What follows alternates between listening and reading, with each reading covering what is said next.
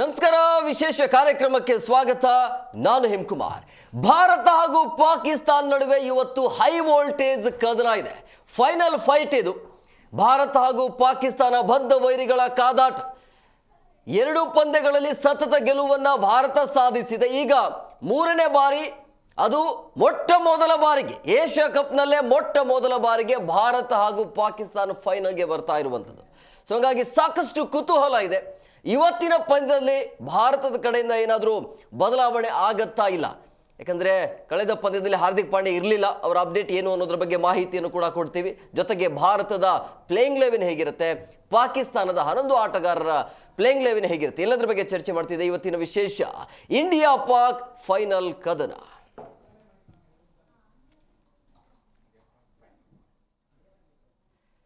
Sir ನೋಡಿ, ಪ್ರಮುಖವಾಗಿ ಭಾರತ ಹಾಗೂ ಪಾಕಿಸ್ತಾನ ನಡುವೆ ಇವತ್ತು ಫೈನಲ್ ಫೈಟ್ ಇರೋದ್ರಿಂದಾಗಿ ಸಹಜವಾಗಿ ಕುತೂಹಲ ಜಾಸ್ತಿ ಇದೆ. ಮೂರನೇ ಬಾರಿಗೆ ಇದು ಪಾಕಿಸ್ತಾನ ವಿರುದ್ಧ ಆಡ್ತಾ ಇರುವಂಥದ್ದು. 2 ಬಾರಿ ಭಾರತ ಗೆದ್ದಿರಬಹುದು, ಬಟ್ ಭಾರತಕ್ಕೆ ಇದು ಚಾಲೆಂಜ್ ಇರೋದು ಏನು ಅಂತ ಹೇಳಿದ್ರೆ, ಈಗ ಪಾಕಿಸ್ತಾನಕ್ಕೆ ಈ 3ನೇ ಹ್ಯಾಟ್ರಿಕ್ ಸೋಲಾದರೂ ಕೂಡ ಅವ್ರಿಗೆ ಏನು ಅನ್ಸೋದಿಲ್ಲ.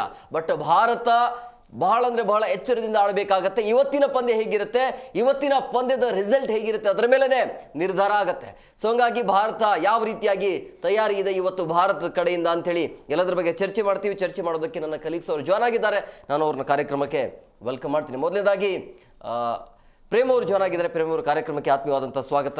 Thank you. ಹಾಗೆಯೇ ಜನಾರ್ದನ್ ಹೆಬ್ಬಾರ್ ಅವರು ಕೂಡ ಜಾಯ್ನ್ ಆಗಿದ್ದಾರೆ. ಸರ್, ತಮಗೂ ಕೂಡ ಕಾರ್ಯಕ್ರಮಕ್ಕೆ ಆತ್ಮೀಯವಾದಂಥ ಸ್ವಾಗತ. Thank U M G. ಹಾಗೆಯೇ ಪಾಟೀಲ್ ಅವರು ಕೂಡ ಜಾಯ್ನ್ ಆಗಿದೆ. ಪಾಟೀಲ್ ರೇ, ತಮಗೂ ಕೂಡ ಕಾರ್ಯಕ್ರಮಕ್ಕೆ ಆತ್ಮೀಯವಾದಂಥ ಸ್ವಾಗತ. Hi Hemakumar. Hi. Yes Prem, ಯಾರು ಕೂಡ ನಿರೀಕ್ಷೆ ಮಾಡಿರಲಿಲ್ಲ ಫೈನಲ್ಗೆ ಭಾರತ ಮತ್ತೆ ಪಾಕಿಸ್ತಾನ ಮತ್ತೆ ಟಚ್ ಆಗತ್ತೆ ಅಂತೇಳಿ, ಫೈನಲ್ ಆಡತ್ತೆ ಅಂತೇಳಿ. ಬಟ್ ಇದು ಇತಿಹಾಸ, ಏನು ಹೇಳ್ತೀರಿ? ನಿರೀಕ್ಷೆ ಅಂತೂ ಇತ್ತು. ಈ ಬಾರಿ ಏಷ್ಯಾ ಕಪ್ಪಲ್ಲಿ ಭಾರತ ಪಾಕಿಸ್ತಾನ ಹೊರತುಪಡಿಸಿದ್ರೆ ಬೇರೆ ತಂಡಗಳು ಅಂಥ ದೊಡ್ಡ ತಂಡಗಳೇನು ಇರಲಿಲ್ಲ. ಹಾಗಾಗಿ ಬಂದರೆ 3ನೇ ಬಾರಿ ಆಡ್ತೀವಿ ನಾವು ಅನ್ನೋ ನಿರೀಕ್ಷೆ ಇತ್ತು. 2 ಬಾರಿನೂ ಕೂಡ ಹೊಡೆದು ಕೆಳಿಸಿದ್ದೀವಿ. ಅದು ಒಂದು ಸೈಡ್ ಆದರೆ, ನಾವು ಇದುವರೆಗೂ ಕೂಡ 18 ಬಾರಿ ಏಷ್ಯಾ ಕಪ್ ಇತಿಹಾಸದಲ್ಲಿ ಮುಖಾಮುಖಿ ಆಗಿದ್ರು. ಅದು ODI ಮತ್ತು T20 ಎಲ್ಲವನ್ನು ಸೇರಿ ಫೈನಲ್ಗೆ 1 ಬಾರಿನೂ 2 ತಂಡ ಬಂದಿಲ್ಲ. ಬೇರೆ ಬೇರೆ ಜೊತೆಗೇನೆ ಆಡಿದ್ದೀವಿ ನಾವು. ಹಾಗಾಗಿ ಇವತ್ತು ಆಡೋದು ಕೂಡ ಏನೇ ಆದ್ರೂ ಇವತ್ತು ಇತಿಹಾಸನೇ ಆಗತ್ತೆ. ಏಷ್ಯಾ ಕಪ್ಪಲ್ಲಿ ಯಾರೇ ಗೆದ್ರೂ ಕೂಡ ಇದು ಮುಖಾಮುಖಿಲಿ ಮೊದಲ ಪಂದ್ಯ ಆಗಿರೋದ್ರಿಂದ ಇತಿಹಾಸ ಆಗುತ್ತೆ. ಜೊತೆಗೆ ನಾವು ಈ 2 ಮ್ಯಾಚ್ಗಳನ್ನು ಒಂದು ವೇಳೆ ಸೋತಿದ್ರು ಸಹ ನಡೀತಾ ಇತ್ತು. ಆದರೆ ಇವತ್ತಿನ ಮ್ಯಾಚನ್ನು ತುಂಬ ಸೀರಿಯಸ್ ಆಗಿ ತೆಗೆದುಕೊಳ್ಬೇಕು. ಜೊತೆಗೆ ಅವರದೊಂದಿಷ್ಟು ಕುಚೇಷ್ಟೆಗಳನ್ನು ಎಲ್ಲವನ್ನ ನೋಡಿದ್ದೇವೆ. ಹಾಗಾಗಿ ಟೀಮ್ ಇಂಡಿಯಾ ಏನು ಮೊದಲಿನ ಪ್ಲೇಯಿಂಗ್ 11 ಏನಿತ್ತು ಅದರ ಜೊತೆನೇ ಬರುತ್ತೆ ಅನ್ನೋದು, ಬುಮ್ರಾ ಸೇರಿದಂಗೆ ವರುಣ್ ಚಕ್ರವರ್ತಿ ಆದಿಯಾಗೂ ಏನು ಪ್ಲೇಯಿಂಗ್ 11 ಇತ್ತು ಅದರ ಜೊತೆಗೇನೆ ಆಡ್ತಾರೆ ಇವತ್ತು. ಜೊತೆಗೆ ಓಪನಿಂಗ್ ಸಾಲಿಡ್ ಫಾರ್ಮಲ್ಲಿ ಇರೋದ್ರಿಂದ, ಹಾಗಾಗಿ ಓಪನಿಂಗ್ ಜೊತೆಗೆ ನಾವು ಮಿಡ್ಲ್ ಆರ್ಡರ್ ಕೂಡ ತಿಲಕ್ ವರ್ಮಾ ಇರ್ಬೋದು, ಸಂಜು ಸ್ಯಾಮ್ಸನ್ ಆದಿಯಾಗೂ ಎಲ್ಲರೂ ಕೂಡ ಅದ್ಭುತವಾಗಿ ನಾವು ಆಡ್ತೇವೆ ಅಂತ ಕಳೆದ ಮ್ಯಾಚಲ್ಲಿ ತೋರಿಸಿದ್ದಾರೆ. ಜೊತೆಗೆ ಒಂದಿಷ್ಟು ಬೌಲಿಂಗ್ ದುಬಾರಿ ಆಯಿತು, ಒಂದಿಷ್ಟು ಕ್ಯಾಚ್ಗಳನ್ನು ನಾವು ಕೂಡ ಅದ್ರ ಹಿಂದಿನ ಮ್ಯಾಚಲ್ಲೂ ಕೈ ಚೆಲ್ಲಿದ್ದೀವಿ, ಕೈಗೆ ಬಂದಿರೋ ಕ್ಯಾಚ. ಇವೆಲ್ಲವನ್ನ ಸುಧಾರಿಸ್ಕೊಂಡ್ರೆ ಇವತ್ತು 2 ಪಂದ್ಯಗಳಿಗೆ ಕಂಪೇರ್ ಮಾಡಿದ್ರು ಟೀಮ್ ಇಂಡಿಯಾ ಬೆಸ್ಟು. ಗೆಲ್ಲೋ ಫೇವ್ರೇಟ್ ತಂಡನು ಟೀಮ್ ಇಂಡಿಯಾನ. ಹೇಮ್. ಜನಾರ್ದನ್ ಅವರೇ, ಏನು ಹೇಳ್ತೀರಿ ಫೈನಲ್ ವಾರ್ ಬಗ್ಗೆ? ಭಾಳ ಹೈ ವೋಲ್ಟೇಜ್. ಯಾಕಂದ್ರೆ ಇಷ್ಟು ದಿನ ಏಷ್ಯಾ ಕಪ್ನಲ್ಲಿ ಹೈ ವೋಲ್ಟೇಜ್ ಮ್ಯಾಚ್, ಇದಕ್ಕೊಂದು ಇವತ್ತು ತೂಕ ಬಂದಿದೆ ಅಂತ ಬಂದಿದೆ. ಇಂಡಿಯಾ ಪಾಕಿಸ್ತಾನ ಮ್ಯಾಚ್ ಆದರೂ ಸಹಿತ ಹೈ ವೋಲ್ಟೇಜ್ ಅಂತ ಅನ್ಸ್ಕೊಳ್ಳೋ ರೀತಿಗೆ ಹೋಗಿರಲಿಲ್ಲ, ಪೀಕಿಗೆ ಹೋಗಿರಲಿಲ್ಲ. ಇವತ್ತು ಅದು ಹೋಗುತ್ತೆ, ಹೋಗುತ್ತೆ. 2 ಕಡೆಯಿಂದನೂ ಅಷ್ಟು ಹೋಗುತ್ತೆ. ಯಾಕಂದ್ರೆ ಫೈನಲ್ಗೆ ಫಸ್ಟ್ ಟೈಮ್ನಲ್ಲಿ ಏಷ್ಯಾ ಕಪ್ನಲ್ಲಿ ಫೈನಲ್ ಆಡ್ತಾ ಇದ್ದಾರೆ 2 ಕಡೆಯಿಂದನೂ. ನಮ್ಮಲ್ಲಿ ಬುಮ್ರಾ ಒಂದು ಸ್ವಲ್ಪ ಇಂಜುರಿ, ಏನೋ ಒಂದು ಸ್ವಲ್ಪ ಭಯ ಇದೆ. ಮೊನ್ನೆ 1 ಓವರ್ ಹಾಕಿ ನಂತರ ಕಂಟಿನ್ಯೂ ಮಾಡೋಕ್ಕಾಗಿಲ್ಲ ಅವರು, ಏನೋ ಸಮಸ್ಯೆ ಆಗಿದೆ. ಹಾರ್ದಿಕ್ ಪಾಂಡ್ಯ, ಹಾರ್ದಿಕ್. ಆ ಕಾರಣಕ್ಕಾಗಿ ಹಾರ್ದಿಕ್ ಇಲ್ಲ ಅಂತಂದ್ರೆ ಸ್ವಲ್ಪ ನಮಗೆ ಒಂದು ಹೆಜ್ಜೆ ಹಿನ್ನಡೆನೆ. ಬೇರೆ ಯಾರೇ ಅವ್ರ ಪ್ಲೇಸಿಗೆ ಬಂದ್ರೂ ಆಡ್ತಾರೆ, ಇನ್ನೂ ಚೆನ್ನಾಗೂ ಆಡ್ಬೋದು, ಗೊತ್ತಿಲ್ಲ. ಬಟ್ ಈ ಸದ್ಯಕ್ಕಂತೂ ಹಾರ್ದಿಕ್ ಇಲ್ಲ ಅಂತಂದರೆ ನಮಗೊಂದು ಸ್ವಲ್ಪ ಬೇಸರ ಆಗತ್ತೆ. ಆದ್ರೂ ನಮಗೆ ಒಂದು ಹೋಪ್ಸ್ ಇದೆ. ಇವತ್ತು ಇನ್ ಕೇಸ್ ಫಸ್ಟ್ ಬ್ಯಾಟಿಂಗ್ ಆಗುವಂಥ ಸಂದರ್ಭ ಬಂತು ಅಂದರೆ 200+ ಅನ್ನು ನಾವು ಇಟ್ಕೊಂಡು, ಟಾರ್ಗೆಟ್ ಇಟ್ಕೊಂಡು ಕಣಕ್ಕೆ ಇಳಿಬೇಕಾಗತ್ತೆ. ಒಂದು ಒಳ್ಳೆ ಮ್ಯಾಚ್ ನಿರೀಕ್ಷೆಯನ್ನು ಮಾಡ್ತಾ ಇದ್ದೀವಿ. ಪಾಟೀಲ್ ರೀ, ಹೋಗ್ತಾ ಹೋಗ್ತಾ ದುಬೈ ಪಿಚ್ ಈಗ ಸರಿ ಆಗ್ತಿದೆ ಅಂತ ಅನ್ಸುತ್ತೆ. ಕಳೆದ ಪಂದ್ಯ ನೋಡಿದಾಗ ಅದು ಎಂಥ ಮ್ಯಾಚ್ ಶ್ರೀಲಂಕಾ ವಿರುದ್ಧ. ಬಟ್ ಇವತ್ತು ಅದೇ ರೀತಿ ನಿರೀಕ್ಷೆ ಮಾಡ್ಬೋದಾ? ದೊಡ್ಡ ಟಾರ್ಗೆಟ್, ಪೈಪೋಟಿ ಚೆನ್ನಾಗಿರುತ್ತಾ? ದುಬೈ ಪಿಚ್ ಅಂದ್ರೆ ರನ್ ಏನೋ ಹರಿತಾನೆ ಇರುತ್ತೆ, ನೋ ಡೌಟ್. ಅದರಲ್ಲೂ ಕೂಡ ಅಬುದಾಬಿ ಮತ್ತೆ ಇನ್ನೊಂದು ಪಿಚ್ ಇದೆ, ಅದರಲ್ಲಿ ಸ್ವಲ್ಪ ರನ್ ಕಡಿಮೆ. ಶಾರ್ಜಾದಲ್ಲಿ ಅವು 2ರಲ್ಲಿ ಕಡಿಮೆ ಆಗಿದೆ. ಬಟ್ ದುಬೈಯಲ್ಲಿ ರನ್ ಜಾಸ್ತಿ ಬರ್ತಾನೆ ಇದೆ. ಒಂದೇನು ಅಂದರೆ ಇವತ್ತು ಇಂಡಿಯಾ ಪಾಕಿಸ್ತಾನ ಮ್ಯಾಚು ರಸದೌತನ ಖಂಡಿತವಾಗ್ಲೂ ಎಲ್ರಿಗೂ ನೀಡುತ್ತೆ. ಬಟ್ ಎಕ್ಸ್ಪೆಕ್ಟ್ ಅಂತೂ ಇದನ್ನೇ ಮಾಡಿದ್ವಿ ನಾವು, ಇಂಡಿಯಾ ಪಾಕಿಸ್ತಾನೇ ಬರುತ್ತೆ ಅಂತ ನಾವೇ ಎಕ್ಸ್ಪೆಕ್ಟ್ ಮಾಡಿದ್ವಿ. ICCದವರು ಹಾಗೆ ಅದನ್ನು ಆರ್ಗನೈಸ್ ಮಾಡಿದರು. ನೋಡಿ, ಒಂದೇನು ಯಾವ ತಂಡ ಬರ್ಬೋದಾಗಿತ್ತು ಇವ್ರ ಬದಲಿ ಅಂತ ಅಂದ್ಕೊಂಡ್ರೆ ಅದು ಅಫ್ಘಾನಿಸ್ತಾನ್. ಅದು ಲೀಗಲ್ಲೇ ಹೊರಗಡೆ ಹೋದ್ರು ಅವರು. ಆಮೇಲೆ ಇಲ್ಲಿ ಶ್ರೀಲಂಕಾ, ಬಾಂಗ್ಲಾಗೆ ಚಾನ್ಸ್ ಇತ್ತು. ಬಾಂಗ್ಲಾಗೆ ಯಾವ ಥರ ಚಾನ್ಸ್, ಇಷ್ಟು ಕೆಟ್ಟದಾಗ ಆಡಿದಾರೆ ಅವರು. ಅದೇ ಪಾಕಿಸ್ತಾನ ವಿರುದ್ಧ ಆಡಬೇಕಾದ್ರೆ ಇಲ್ಲಿ ಅವಕಾಶ ಇತ್ತು, ಅವರೇ ಕೈ ಚೆಲ್ಲಿದ್ರು. ಅವ್ರು ಹೆಂಗಂದ್ರೆ ನಮಗೆ ಬೇಡವೇ ಬೇಡ ಅನ್ನೋ ಥರ ಬಿಡೋ ಥರ ಇತ್ತದು. 130+ ರನ್ ಇದೆ, ಹೆಂಗ್ ಆಡ್ಬೇಕು? ಮೊದಲು ಒಂದು 10 ಓವರ್ನ ನಿಂತ್ಕೊಂಡು ಒಬ್ರಾದ್ರೂ ವಿ ಶೇಫಲ್ಲಿ ಆಡಿ ಬೌಂಡ್ರಿ 2 ಓವರಿಗೆ 1 ಬೌಂಡ್ರಿ ಬಂದ್ರು ಸಾಕು. ಪ್ರತಿಯೊಬ್ರು 6 ಹೊಡೆಯಕ್ಕೆ ಹೋಗ್ತಾ ಇದಾರೆ. ನನಗೇನೋ ಪಾಟೀಲ್ ಹೇಳ್ದಾಗೆ ಮೊನ್ನೆ ಆಡಿದ್ದು ಅತ್ಯಂತ ಬೇಜವಾಬ್ದಾರಿ ಆಟ. ಕ್ಯಾಪ್ಟನ್ ನಿಂದ ಹಿಡಿದು ಪ್ರತಿಯೊಬ್ರು ಅತ್ಯಂತ ನಿರ್ಲಕ್ಷ್ಯವಾಗಿ ಬೇಜವಾಬ್ದಾರಿಯಾಗಿ ಗಲ್ಲಿ ಕ್ರಿಕೆಟ್ ಆಡ್ದಂಗೆ ಆಡಿದ್ದಾರೆ. ಮತ್ತದು ಅದು ಮುಗಿದ ಮೇಲೆ, ಆ ಮ್ಯಾಚ್ ಮುಗಿದ ಮೇಲೆ ಸರ್, ಏನು ಬೇಕು ಅಂತಾನೆ ಸೋತ್ವಿ ಅನ್ನೋ ಥರ ಇಬ್ರು ಎಲ್ಲ ತಬ್ಕೊಳ್ಳೋದೇನು, ಮಾತಾಡೋದೇನು, ಖುಷಿಯಾಗಿರೋದೇನು, ಅವ್ರಿಗೆ ಸೋತಂತ ಫೀಲೇ ಇರಲಿಲ್ಲ ಬಾಂಗ್ಲಾದೇಶ. ಅದು ಬೇಕು ಅಂತ ಸೋತಿದ್ದು ಹೆಂಗೆ ಅಂದ್ರೆ ಪಾಕಿಸ್ತಾನಲ್ಲಿ 55ಕ್ಕೆ ಸರ್ 5 ವಿಕೆಟ್. ಅದಾದ್ಮೇಲೆ ಬಂದು ಶಾಹಿನ್ ಶಾ ಅಫ್ರಿದಿ ಫಸ್ಟ್ ಬಾಲೆ ಕ್ಯಾಚ್ ಕೊಡ್ತಾರೆ. ಆಮೇಲೆ ಮಹಮ್ಮದ್ ಕೂಡ ಮೊದಲ ಬಾಲಿಗೆ ಕ್ಯಾಚ್ ಕೊಡ್ತಾರೆ. ಈಗ ಶಾಹಿನ್ ಶಾ ಅಫ್ರಿದಿ 19 ರನ್ ನೋಡಿದ್ರೆ ಅವ್ರು 23 ರನ್ ನೋಡಿತಾರೆ. ಹೇಮ ಅಲ್ಲಿ 2 ಸೇರ್ಕೊಂಡು 30+ ಅವರೇ ಕಾರಣ ಆಗ್ತಾರೆ ಅಲ್ಲಿ. ಇಲ್ಲ ಅಂತ ಹೇಳಿದ್ರೆ 100 ಒಳಗೆ ಆಲ್ ಔಟ್ ಆಗ್ತಾ ಇದ್ರು ಅವರು. ಕೈಗೆ ಬಂದ್ ಕ್ಯಾಚ್ ಅನ್ನ ಕೈ ಚೆಲ್ಲಿದ್ರು ಅವರು, ಬೇಕು ಅಂತ ಬಿಟ್ಟಂಗೇನೆ ಇತ್ತು. ಜೊತೆಗೆ 5 ವಿಕೆಟ್ ಹೋದ್ಮೇಲೆ ಪಾಕಿಸ್ತಾನ ಕಂಪ್ಲೀಟ್ ಕೊಲ್ಯಾಪ್ಸ್ ಆಗೋ 10ಕ್ಕೆ ಬಂದದ್ನ ಇವರು ಯಾರು ಪಾಕಿಸ್ತಾನ ಮೇಲ್ಗೈ ಸಾಧಿಸಬೇಕಾಗಿದ್ದು, ಅಲ್ಲಲ್ಲಿ ಬಾಂಗ್ಲಾ ಮೇಲ್ಗೈ ಸಾಧಿಸಬೇಕಾಗಿತ್ತು. ಅಲ್ಲಿ ಬಾಂಗ್ಲಾದರು ನ್ಯೂಟ್ರಲ್ ಆದಂಗೆ ಆಡ್ಬಿಟ್ರು. ಅದಾದ್ಮೇಲೆ ಹೊಡ್ಕೊಳ್ಳಿ ಒಂದಿಷ್ಟು ಸ್ಕೋರ್ ಬೇಕು ಅವರಿಗೆ ಅನ್ನೋ ಲೆವೆಲ್ಗೆ. ಹಾಗಾಗಿ ಅದೆಲ್ಲೋ ಈಗ ಪಾಟೀಲ್ ಹೇಳಿದಾಗೆ ಸ್ಕೆಚ್ ಮಾಡಿತ್ತೇನೋ ಇದನ್ನ ಮೊದಲೇನೆ. ಯಾಕಂದ್ರೆ ಬಾಂಗ್ಲಾ ಬಂದ್ರೆ ಹೈಪ್ ಇರಲ್ಲ ಅನ್ನೋ ಕಾರಣಕ್ಕೆ ಹಿಂಗ ಆಡಿದ್ರು ಅನ್ನೋ ರೇಂಜಿಗೆ ಇತ್ತು. ಇಂಡಿಯಾ ಜೊತೆ ಇವರೇ ಆಡ್ಲಿ ಅನ್ನೋ ಆ ಮ್ಯಾಚ್ ಗೆದ್ದ ಮೇಲೆ ಕಪ್ಪೆ ಗೆದ್ದಿದೀವಿ ಅನ್ನೋ ತರ ಸೆಲೆಬ್ರೇಷನ್ ಪಾಕಿಸ್ತಾನದವ್ರದ್ದು. ಈ ಸರಿ ಇಂಡಿಯಾ ಜೊತೆ ಹೋಗ್ತೀವಿ ಹಂಗೆ ಹಿಂಗೆ. ಬಟ್ ನೀವು ಹಿಸ್ಟ್ರಿ ನೋಡ್ಕೊಳ್ರಪ್ಪ, ಲಾಸ್ಟ್ 7-8 ಮ್ಯಾಚ್ ಅಲ್ಲಿ ಒಂದು ಮ್ಯಾಚ್ ಕೂಡ ಗೆಲ್ಲಕ್ಕಾಗ್ಲಿಲ್ಲ. ಸೂರ್ಯಕುಮಾರ್ ಅದನ್ನೇ ಹೇಳ್ತಾರೆ, ಇದು ರಿವೆಂಜ್ ಅಲ್ವೇ ಅಲ್ಲ, ನೀವು ರಿವೆಂಜ್ ಅನ್ನ ಕರೆಯೋಕೆ ಹೋಗ್ಬೇಡಿ ಅಂತ ಹೇಳಿ. ಯಾಕಂದ್ರೆ ಗೆಲ್ಲೋ ಯೋಗ್ಯತೆನೇ ಇಲ್ಲದೆ ಇರೋ ತಂಡದ ಜೊತೆಗೆ ಆಡ್ತಾ ಇದೀವಿ, ಪ್ರತಿ ಸರಿ ಗೆಲ್ತಾ ಇದೀವಿ, ಆ ತಂಡ ಆ ತರ ಇಲ್ವೇ ಇಲ್ಲ ಅಂತ ಹೇಳ್ತಾ ಇದೆ. ಬಟ್ ಇವತ್ತಿನ ಪಂದ್ಯ ಫೈನಲ್ ಅಂತ ಬಂದ ತಕ್ಷಣ ನಾವು 2 ಪಂದ್ಯದಲ್ಲಿ ಹಂಗೆ ಅನ್ಕೊಂಡಿದ್ವಿ, ಬೇರೆಯವ್ರ ಜೊತೆ ಹಂಗೆ ಆಡ್ಬೋದು, ಬಟ್ ನಮ್ಮ ಜೊತೆ ಚೆನ್ನಾಗಿ ಆಡ್ತಾರೆ. 2 ತಂಡದ 2 ಸರಿನೂ ಅವರು ಡಮ್ಮಿ ಪೀಸ್ಗಳೇ ಆಗಿದ್ದಾರೆ.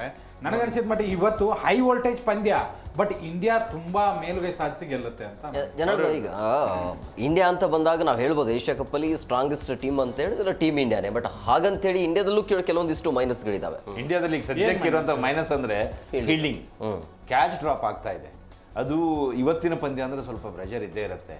ಇಂಥ ಟೈಮ್ನಲ್ಲಿ ಈಸಿಯಾಗಿ ಹಿಡಿಯೋ ಕ್ಯಾಚು ಕೂಡ ಮಿಸ್ ಆಗೋ ಸಾಧ್ಯತೆ ಇರುತ್ತೆ. ಹಾಗಾಗಿ ಅದ್ರ ಬಗ್ಗೆ ಹೆಚ್ಚು ಟ್ರೈನಿಂಗ್ ಆಗೇ ಇರುತ್ತೆ. ನೆನ್ನೆ ಇವತ್ತೆಲ್ಲ ಪ್ರಾಕ್ಟೀಸ್ ಮಾಡಿರ್ತಾರೆ. ಕ್ಯಾಚ್ ಬಗ್ಗೆ ಹೆಚ್ಚಿನ ಗಮನ ಹರಿಸಿರ್ತಾರೆ. ಯಾವ ಕಾರಣಕ್ಕೆ ಕ್ಯಾಚ್ ಡ್ರಾಪ್ ಆಗ್ತಾ ಇದೆ ಅದನ್ನು ಕೂಡ ನೋಡಿರ್ತಾರೆ. ಅದೆಲ್ಲ ಲೂಪೋಲ್ಸನ್ನು ಸರಿ ಮಾಡ್ಕೊಳ್ಳೋ ಪ್ರಯತ್ನ ಅಂತೂ ಹಾಗೇ ಆಗಿರುತ್ತೆ. ಆದರೆ ಬಾಂಗ್ಲಾದ ವಿಚಾರಕ್ಕೆ ಬಂದರೆ, ನಿನ್ನೆ ದಿನ ಅವರು ಬಾಂಗ್ಲಾದವರು ಬೇಜವಾಬ್ದಾರಿ ಆಟದ ಜೊತೆಗೆ ಒಂದು ಸ್ವಲ್ಪ ಯೋಚನೆ ಮಾಡಬೇಕಾಗಿತ್ತು. ಇದುವರೆಗೆ ಕೊಟ್ಟಿರೋ ಥರನೇ ಇತ್ತು ಅದು. ಅವರು ಇದುವರೆಗೂ ಒಂದೇ ಒಂದು ICC ಟ್ರೋಫಿ ಗೆದ್ದಕ್ಕಾಗಿಲ್ಲ. ಇಂಥ ಟೈಮ್ನಲ್ಲಿ ಫೈನಲಿಗೆ ಬರುವಂಥ ಪ್ರಯತ್ನ ಮಾಡಬೇಕಿತ್ತು. ಫೈನಲಿಗೆ ಬಂದಮೇಲೆ ಗೆಲ್ತೀವೋ ಸೋಲ್ತೀವೋ ಆಮೇಲೆ ಪ್ರಶ್ನೆ. ಬಟ್ ಫೈನಲಿಗೆ ಬಂದರೆ ಒಂದು ಹೋಪ್ಸ್ ಇರುತ್ತೆ, ಎಸ್ ನಾವು ಗೆಲ್ಬೋದು, ಈ ಫೈನಲ್ವರೆಗೆ ಬಂದಿದ್ದೀವಿ, ನಾವು ಗೆಲ್ಬೋದು ಅನ್ನೋಂಥ ಹೋಪ್ಸ್ ಇಟ್ಕೊಂಡು ಆಡ್ಬೋದಾಗಿತ್ತು. ಅದನ್ನು ಅವ್ರು ಕೈ ಚೆಲ್ಲಿದ್ರು. ಅದು ಅವರ ಮೂರ್ಖತನ, ಇಡೀ ತಂಡದ ಮೂರ್ಖತನ, ಕ್ಯಾಪ್ಟನ್ಸಿ ಮೂರ್ಖತನ. ಯಾವ ರೀತಿ ಆಡಬೇಕಾಗಿತ್ತು, ಕ್ಯಾಪ್ಟನ್ ಬಂದವರು ಆ ರೀತಿಯಲ್ಲಿ ಹೊಡೆದು ಔಟ್ ಆಗ್ತಾರೆ ಅಂತಂದರೆ ಅದನ್ನು ಕೂಡ ಒಂದು ಸ್ವಲ್ಪ ಹೊತ್ತು ನಿಂತು ಆಮೇಲೆ ಹೊಡೆದ್ರೆ ಪ್ರಶ್ನೆ ಬೇರಿತ್ತು. 50 ಬಾಲಿಗೆ 80 ರನ್ನು ಈ ಥರ ಟಾರ್ಗೆಟ್ ಇದ್ದಾಗ ವ್ಯತ್ಯಾಸ ಇದೆ ಅಂತಂದರೆ T20ಯಲ್ಲಿ ಅದೇನು ದೊಡ್ಡ ವಿಚಾರನೇ ಅಲ್ಲ. ಸ್ವಲ್ಪ ನಿಂತು ಆಡಿ ತಂಡ ಸ್ಕೋರ್ ಕಟ್ಟಿ ಆಮೇಲೆ ಆಡಬೇಕಾಗಿತ್ತು. ಎನಿವೆ ಅವ್ರು ಯಾರು ಬಂದ್ರು ನಮ್ಗೆ ಒಂದೇನೆ, ಅಪೋಸಿಟ್ ಒಳ್ಳೇದೇ. ಪಾಕಿಸ್ತಾನ ಮೇಲೆ ಬಾಂಗ್ಲಾ ವಿರುದ್ಧ ಆಡೋಕ್ಕಿಂತ ಮುಂಚೆನೆ ಪಾಕಿಸ್ತಾನ ಆಟಗಾರರು ಆಲ್ರೆಡಿ ಅವರು ಸ್ಟೇಟ್ಮೆಂಟ್ ಅನ್ನು ಕೊಟ್ಟಿದ್ರು, ಫೈನಲ್ ನಾವೇ ಬರ್ತೀವಿ, ಇಂಡಿಯಾನ ಫೈನಲ್ ಹೊಡಿತೀವಿ ಅಂತ. ಆಡೋಕ್ಕಿಂತ ಮುಂಚೆನೆ ಅವರು ಸ್ಟೇಟ್ಮೆಂಟ್ ಕೊಟ್ಟಿದ್ರು. ಏಷ್ಯಾ ಕಪ್ಗಿಂತ ಶುರುವಾಗ ಮೊದಲೇ ಹೇಳ್ತಾ ಇದ್ರು ಅವರು. ಬುಮ್ರಾ ಬಾಲಿಂದ ಹಿಡಿದು ಪ್ರತಿಯೊಬ್ಬರು ಬಾಲಿಗೂ ಹೆಚ್ಚು ಕಡಿಮೆ ಅವ್ರು ಹೇಳೋ ಪ್ರಕಾರ 20 ಓವರಿಗೆ ಒಂದು 600-700 ರನ್ ಮಾಡೋ ಪ್ಲಾನ್ ಅಲ್ಲಿ ಇದ್ರು ಅವರು. ಆ ಮಟ್ಟಕ್ಕೆ ಮಾತಾಡ್ತಿದ್ರು ಅವರು. ಆಮೇಲೆ ಬಂದ್ಮೇಲೆ 60-70ಕ್ಕೆ ಖಾಲಿ ಆಗ್ತಾ ಇದ್ದಾರೆ, ಪ್ರಶ್ನೆ ಬೇರೆ. ಪ್ರೇಮ್ ಅವ್ರೀಗ ಪಾಕಿಸ್ತಾನದ ಚರ್ಚೆ ಆಗ್ತಾ ಇರುವಂಥದ್ದು, ಸ್ವತಃ ಪಾಕಿಸ್ತಾನದ ಆಟಗಾರರಿಗೆ ಒಬ್ಬ ಆಟಗಾರ ಸೂಚನೆ ಕೊಟ್ಟಿರುವಂಥದ್ದು, ಟೀಮ್ ಇಂಡಿಯಾ ಆಟಗಾರರಿಗೆ ಅಹಂಕಾರ ಜಾಸ್ತಿ ಇದೆ, ಫೈನಲ್ಗೆ ಯಾವುದೇ ಕಾರಣಕ್ಕೂ ಬಿಡಬಾರ್ದು ಅಂತೇಳಿ ಈ ರೀತಿಯ ಸ್ಟೇಟ್ಮೆಂಟ್ ನೋಡಿದಾಗ ಏನು ಅನಿಸುತ್ತೆ ನಿಮಗೆ? ಒಂದು, ಅವರೆಲ್ಲರೂ ಕೂಡ ಯೂಟ್ಯೂಬ್ ಹುಲಿಗಳು. ಜೊತೆಗೆ ಒಂದು ಏನು ನಾವೀಗ ಫ್ಯೂಚರ್ ಇಂಡಿಯಾ ಅಂತ ಒಂದಿಷ್ಟು ಟೀಮ್ ಕಟ್ಟೋದ್ರಲ್ಲಿ ಭಾರತದ ಸೀನಿಯರ್ ಆಟಗಾರ ಇರ್ಬೋದು, ಹಾಗೇನೆ ಭಾರತದ ಹಳೆಯ ಆಟಗಾರರ ಜೊತೆಗೆ ಈಗಿರುವ ಮನಸ್ಥಿತಿ ಕೂಡ ಅದೇ ಥರ ಇದೆ. ಯಾರು ಕೂಡ ಸುನಿಲ್ ಗವಾಸ್ಕರ್ನ ಹಿಡಿದು ಪ್ರತಿಯೊಬ್ಬರು ಯಾರಾದರೂ ಅಷ್ಟೇ ಏನೇ ಸಣ್ಣದಿದ್ರು ಕೂಡ ನಮ್ಮಲ್ಲೇ ನ್ಯೂನತೆಗಳನ್ನ ತಿದ್ದುಕೊಳ್ಬೇಕು ಅಂತ ಮ್ಯಾನೇಜ್ಮೆಂಟಿಗೆ ಇರ್ಬೋದು, ಕ್ಯಾಪ್ಟನ್ಗೆ ಇರ್ಬೋದು ಸೂಚನೆಗಳು ಕೊಡ್ತಾರೆ. ಜೊತೆಗೆ ಸೀನಿಯರ್ ಆಟಗಾರಗಳು ಒಂದೊಂದು ಎರಡೆರಡು ಜನ ಪ್ಲೇಯರ್ಗಳನ್ನ ಇಟ್ಕೊಂಡು ಅವ್ರನ್ನ ತರಬೇತಿ ಕೊಟ್ಟು ರೆಡಿ ಮಾಡ್ತಾ ಇದ್ದಾರೆ. ಅದಕ್ಕೆ ಉದಾಹರಣೆನೇ ಗಿಲ್ ಮತ್ತು ಅಭಿಷೇಕ್ ಶರ್ಮಾ. ಹಾಗೆ ಇರ್ಫಾನ್ ಪಠಾಣ್ ಕೂಡ ಮಲ್ಲಿಕ್ ಅವರಿಗೆ ಬೌಲಿಂಗ್ ಕೋಚಿಂಗ್ ಕೊಡ್ತಾ ಇದ್ದಾರೆ. ಇದು ಭಾರತೀಯ ಆಟಗಾರರ ಮನಸ್ಥಿತಿ. ನಿಮ್ಗೆ ಇದನ್ನ ಪಾಕಿಸ್ತಾನ ಆಟಗಾರರ ಮನಸ್ಥಿತಿ ಹೇಗಿದೆ ಅಂದ್ರೆ ಮುಂದಿನ ಒಂದು ಸುಭದ್ರವಾದ ಪಾಕಿಸ್ತಾನ ತಂಡವನ್ನು ಕಟ್ಟುವ ಯಾವ ಆಸೆಗಳಿಲ್ಲ ಅವರಿಗೆ. ಎಲ್ಲರೂ ಯೂಟ್ಯೂಬಲ್ಲಿ ಕೂತ್ಕೊಂಡು ಸ್ಟೇಟ್ಮೆಂಟ್ಗಳನ್ನ ಮಾಡ್ತಾರೆ. ನಾವು ಕ್ರಿಕೆಟ್ಗೆ ಏನು ಮಾಡಬೇಕು, ಪಾಕಿಸ್ತಾನದ ಆಟಗಾರನ ಹೇಗೆ ಬೆಳೆಸಬೇಕು, ಯಾವುದೂ ಇಲ್ಲ. ಒಂದು ಹ್ಯಾರಿಸ್ ರಫ್ ಅವರಿಗೆ ತಿರುಗೇಟನ್ನ ಅರ್ಷದೀಪ್ ಸಿಂಗ್ಗೆ ಕೊಟ್ಟಿದ್ದಾರೆ. ಯಾಕಂದ್ರೆ ನಾವಾಗಿ ಯಾರನ್ನೂ ಕೆಣಕಲ್ಲ. ಅದು ಯುದ್ಧ ಬಂತು, ಅದು ಆಟನೇ ಇರ್ಬೋದು, ಸ್ಲಡ್ಜಿಂಗ್ ಅಲ್ಲೇ ಇರ್ಬೋದು, ಯಾವುದು ನಾವು ಕೆಣಕಿಲ್ಲ. ಹ್ಯಾರಿಸ್ ರಫ್ ಅವರ ಆ ಆಕ್ಷನ್ಗೆ ನಮ್ಗೆ ಹರ್ಷದೀಪ್ ಸಿಂಗ್ ರಿಯಾಕ್ಷನ್ ಕೊಟ್ಟಿದ್ದಾರೆ. ಇನ್ನೊಂದು, ನಾವು ಮಾಡುವ ಏನಾದ್ರು ಸಿಗ್ನೇಚರ್ ಸ್ಟೆಪ್ಗಳಿದ್ರೆ ಅದು ಯಾವುದೇ ದೇಶಕ್ಕೆ ಸಂಬಂಧಪಟ್ಟಿದ್ದಲ್ಲ, ಯಾರನ್ನ ಟ್ರಿಗರ್ ಮಾಡೋದಲ್ಲ. ಅದರಲ್ಲೂ ಕೂಡ ಸೆಲೆಬ್ರೇಷನ್ ಇಲ್ಲ. ಅವನು ಸೂಸೈಡ್ ಮಾಡ್ಕಂಗೆ ಅವನು ಬ್ಯಾಟ್ ನ ಇಡೀನ ಆ ಕಡೆ ಇಟ್ಬಿಟ್ಟು ಸೆಲೆಬ್ರೇಟ್ ತಾನೇ ಸೂಸೈಡ್ ಮಾಡ್ಕೊಂಡಂಗೆ. ಅದು ಒಂದು ಕಾಲಕ್ಕೆ ಸುಭದ್ರವಾದ ಪಾಕಿಸ್ತಾನ ಅಲ್ವಾ ಹೆಬರ್ ಸರ್? ಯಾಕಂದ್ರೆ ಅತ್ಯುತ್ತಮ ಬೌಲರ್ಗಳನ್ನ ಕೊಡುಗೆ ಕೊಟ್ಟಂತ ದೇಶ. ಅವರು ಬೌಲರ್ಗಳನ್ನ ತಯಾರು ಮಾಡಬಹುದಾಗಿ ಸೀನಿಯರ್ ಆಟಗಾರ ಕೂತ್ಕೊಂಡು ಅಕ್ತರಲ್ಲಿ ಯಾವುದೋ ಟಿವಿ ಮುಂದೆ ಅಥವಾ ಯಾವುದೇ ಟ್ವೀಟ್ ಮಾಡೋದಕ್ಕಿಂತ ಒಬ್ಬ ಬೌಲರ್ನ ರೆಡಿ ಮಾಡಬಹುದಿತ್ತು. ಅದು ಯಾವುದು ಕೂಡ ಪಾಕಿಸ್ತಾನಿ ಆಟಗಾರರಿಗಿಲ್ಲ. ಮುಂದೊಂದು ದಿನ ನನಗನ್ಸುತ್ತೆ ಈ ಬಾಂಗ್ಲಾ ತಂಡಗಳನ್ನ ಗೆಲ್ಲುವ, ಇವತ್ತೇನೋ ಗೆದ್ದಿರ್ಬೋದು, ಅವ್ರ ಮೇಲೆ ಆಡುವಷ್ಟು ಎಬಿಲಿಟಿ ಇಲ್ಲ ಹಂತಕ್ಕೆ ಬಂದು ನಿಲ್ಲತ್ತೆ ಪಾಕಿಸ್ತಾನ ತಂಡ ಅನ್ಸುತ್ತೆ ನನಗೆ. ಅಂದ್ರೆ ಪಾಕಿಸ್ತಾನದಲ್ಲಿ ಶೋಯಿಬ್ ಅಖ್ತರ್ ಅಂತವರು ಅಥವಾ ವಸೀಂ ಅಕ್ರಮ್ ಅಂತವರು ಅಲ್ಲಿಯ ಕ್ರಿಕೆಟ್ ಬೋರ್ಡ್ನಲ್ಲಿ ಸ್ಥಾನವನ್ನು ಪಡಿತಾ ಇಲ್ಲ. ಅದಕ್ಕೆ ಅಲ್ಲಿಯ ರಾಜಕೀಯ ಇರ್ಬೋದು, ಇನ್ನೊಂದು ಕಾರಣ ಇರ್ಬೋದು. ಆದರೆ ಅವ್ರಿಗೆ ದೇಶಾಭಿಮಾನ, ತಂಡ ಕಟ್ಟಬೇಕು ಇದಕ್ಕೆ ಮನಸ್ಥಿತಿ ನಿಜವಾಗ್ಲೂ ಇದ್ದಿದ್ದರೆ ಈ ರೀತಿ ಟಿ ವಿ ಮುಂದೆ ಕೂತ್ಕೊಂಡು ಮಾತಾಡೋದು ಬಿಟ್ಟು, ನಮ್ಮಲ್ಲಿ ಯುವರಾಜ್ ಸಿಂಗ್ ಇದ್ದಾರೆ. ಅವ್ರು ಯಾವುದು ಕ್ರಿಕೆಟ್ ಬೋರ್ಡ್ನಲ್ಲಿಲ್ಲ, BCCIನಲ್ಲಿ ಅವರೇನು ಯಾವುದೋ ಒಂದು ಅಧಿಕಾರವನ್ನು ಹೊಂದಿಲ್ಲ. ಆದರೆ ಅವರು ಅವ್ರದ್ದೇ ಆದಂಥ ಕ್ರಿಕೆಟ್ ಅಕಾಡೆಮಿಯನ್ನು ಮಾಡಿಕೊಂಡು ಅಲ್ಲಿ ಪ್ಲೇಯರ್ಗಳನ್ನು ರೆಡಿ ಮಾಡ್ತಾರೆ. ನಮ್ಮ ಅಭಿಷೇಕ್ ಶರ್ಮಾ ಅಲ್ಲಿಂದನೇ ಬಂದಿರೋದು. ಅವ್ರನ್ನ ರೆಡಿ ಮಾಡಿ ಕಳಿಸಿರೋದೇ ಯುವರಾಜ್ ಸಿಂಗ್. ಅಷ್ಟೇ ಅಲ್ಲ, ಇನ್ನೂ ಸಾಕಷ್ಟು ಜನ ಪ್ಲೇಯರ್ ಬೇರೆ ಬೇರೆ ಕ್ಯಾಂಪ್ಗಳಲ್ಲಿ ರೆಡಿ ಆಗ್ತಾ ಇದ್ದಾರೆ. ಅಂಥ ಒಂದು ಪ್ರಯತ್ನ ಅಲ್ಲಿ ಆಗ್ತಾ ಇಲ್ಲ. ಅಲ್ಲಿ ಕಾರಣ ಬೇರೆ ಬೇರೆ ಇರ್ಬೋದು, ಅಲ್ಲಿಯ ಆಂತರಿಕ ಸಮಸ್ಯೆಗಳು ಇನ್ನೊಂದು ಮತ್ತೊಂದು ಇರ್ಬೋದು. ಆದರೆ ಪಾಕಿಸ್ತಾನದ ಹಳೆಯ ಆಟಗಾರರು, ಮಾಜಿ ಆಟಗಾರರೆಲ್ಲ ಹೇಳ್ತಾ ಇರೋದು, ಭಾರತದಲ್ಲಿ ಅಭಿಷೇಕ್ ಶರ್ಮಾನ ಕಟ್ಟಾಕ್ಬಿಟ್ರೆ 50% ನಾವು ಗೆದ್ದಾಗೆ ಅನ್ನೋ ಮಾತನ್ನು ಹೇಳ್ತಾ ಇದ್ದಾರೆ. ಸೊ ಇದರ ಅರ್ಥ ಅಭಿಷೇಕ್ ಶರ್ಮಾ 10 ಓವರ್ ತನಕ ಕ್ರೀಸಲ್ಲಿ ಇದ್ರೆ ಅವ್ರು ಸಂಪೂರ್ಣ ನರ್ವಸ್ ಆಗ್ತಾರೆ ಅಂತಲೇ ಅರ್ಥ. ಅಭಿಷೇಕ್ ಶರ್ಮಾ ಬ್ಯಾಟ್ ಇಟ್ಕೊಂಡು ಬಂದ್ರೇ ನರ್ವಸ್. ಒಂದು ಕಾಲದಲ್ಲಿ ಸಚಿನ್, ಒಂದು ಕಾಲದಲ್ಲಿ ವಿರಾಟ್, ಒಂದು ಕಾಲದಲ್ಲಿ ಈಗ ಅಭಿಷೇಕ್. ಇನ್ನೂ 10 ಪ್ಲೇಯರ್ ಉಳಿದಂಥ ಪ್ಲೇಯರ್ಗಳ ಮೇಲೂ ಅವ್ರಿಗೆ ಭಯ ಇದೆ. ಬಟ್ ಜೈಸ್ವಾಲ್ಗೆ ಚಾನ್ಸ್ ಇಲ್ಲ, ಜೈಸ್ವಾಲ್ ಹಂಗೆ ಇದ್ದಾರೆ. ಬಟ್ ಇವತ್ತಿನ ಟೀಮ್ನಲ್ಲಿ ಒಂದಷ್ಟು ಬದಲಾವಣೆ ಆಗತ್ತೆ ಅಂತ ನನ್ಗನ್ಸುತ್ತೆ. ಪಟ್ಟಿದ್ರೆ ಮೊನ್ನೆ ಟೀಮ್ ಇಲ್ಲ, ರಾಣಾ ಕಂಟಿನ್ಯೂ ಆಗುತ್ತೆ ಇಲ್ಲ, ಒಂದ್ ವೇಳೆ ತ್ರಿವಳಿ ಸ್ಪಿನ್ನರ್ ಇರ್ತಾರೆ. ಅದೇ ಹಾರ್ದಿಕ್ ಪಾಂಡೆ ಇಲ್ಲ ಅಂತ ಹೇಳಿದ್ರೆ ಹರ್ಷದೀಪೇ ಹರ್ಷಿತ್ ರಾಣಾ ತುಂಬಾ ಅಂದ್ರೆ ತುಂಬಾ ಕಳಪೆಯಾಗಿ ಹರ್ಷಿತ್ ರಾಣಾನ್ ತಗೊಳ್ಳೋದು ಮತ್ತೆ ಹರ್ಷದೀಪ್ ಸಿಂಗ್ ಇಬ್ಬರನ್ನ ತಗೊಳ್ಳೋದು. ಯಾಕಂದ್ರೆ ಅಲ್ಲ, ಅದೇ ಹಾರ್ದಿಕ್ ಇಲ್ಲ ಅಂದ್ರೆ ಹರ್ಷದೀಪ್ ಬರ್ತಾರೆ ಅಂತ. ಮೇಜರ್ ಆಗಿ ಏನೋ ಇದ್ದಾರೆ ಅಲ್ಲಿ, ಸುಮ್ನೆ ಜಾಸ್ತಿ ಓವರ್ಸ್ ಕೊಡಬಾರ್ದು ಅನ್ನೋ ಕಾರಣಕ್ಕಾಗಿ ಏನಾದ್ರು ಅದೇ ಅಂದ್ರೆ ಅದು ಕ್ಲಾರಿಟಿ ಇಲ್ಲ. ಅದು ಸಂಜೆ ಒಳಗಡೆ ಮಾಹಿತಿ ಕೊಡ್ತೀವಿ ಸ್ನೇಹಿತರೆ, ಅದು ಇನ್ನು ಬರುತ್ತೆ. ಅದ್ರ ಬಗ್ಗೆ ಅಪ್ಡೇಟ್ ಸಿಗ್ಬೇಕು. ಸರ್ಚ್ ಮಾಡಿದೆ, ಏನು ಆ ತರದ್ದು ಸಿಕ್ಕಿಲ್ಲ. ಇಲ್ಲ ಇಂಜುರಿ ಏನಾಗಿಲ್ಲ. ಇಂಜುರಿನೂ ಹೇಳಿಲ್ಲ.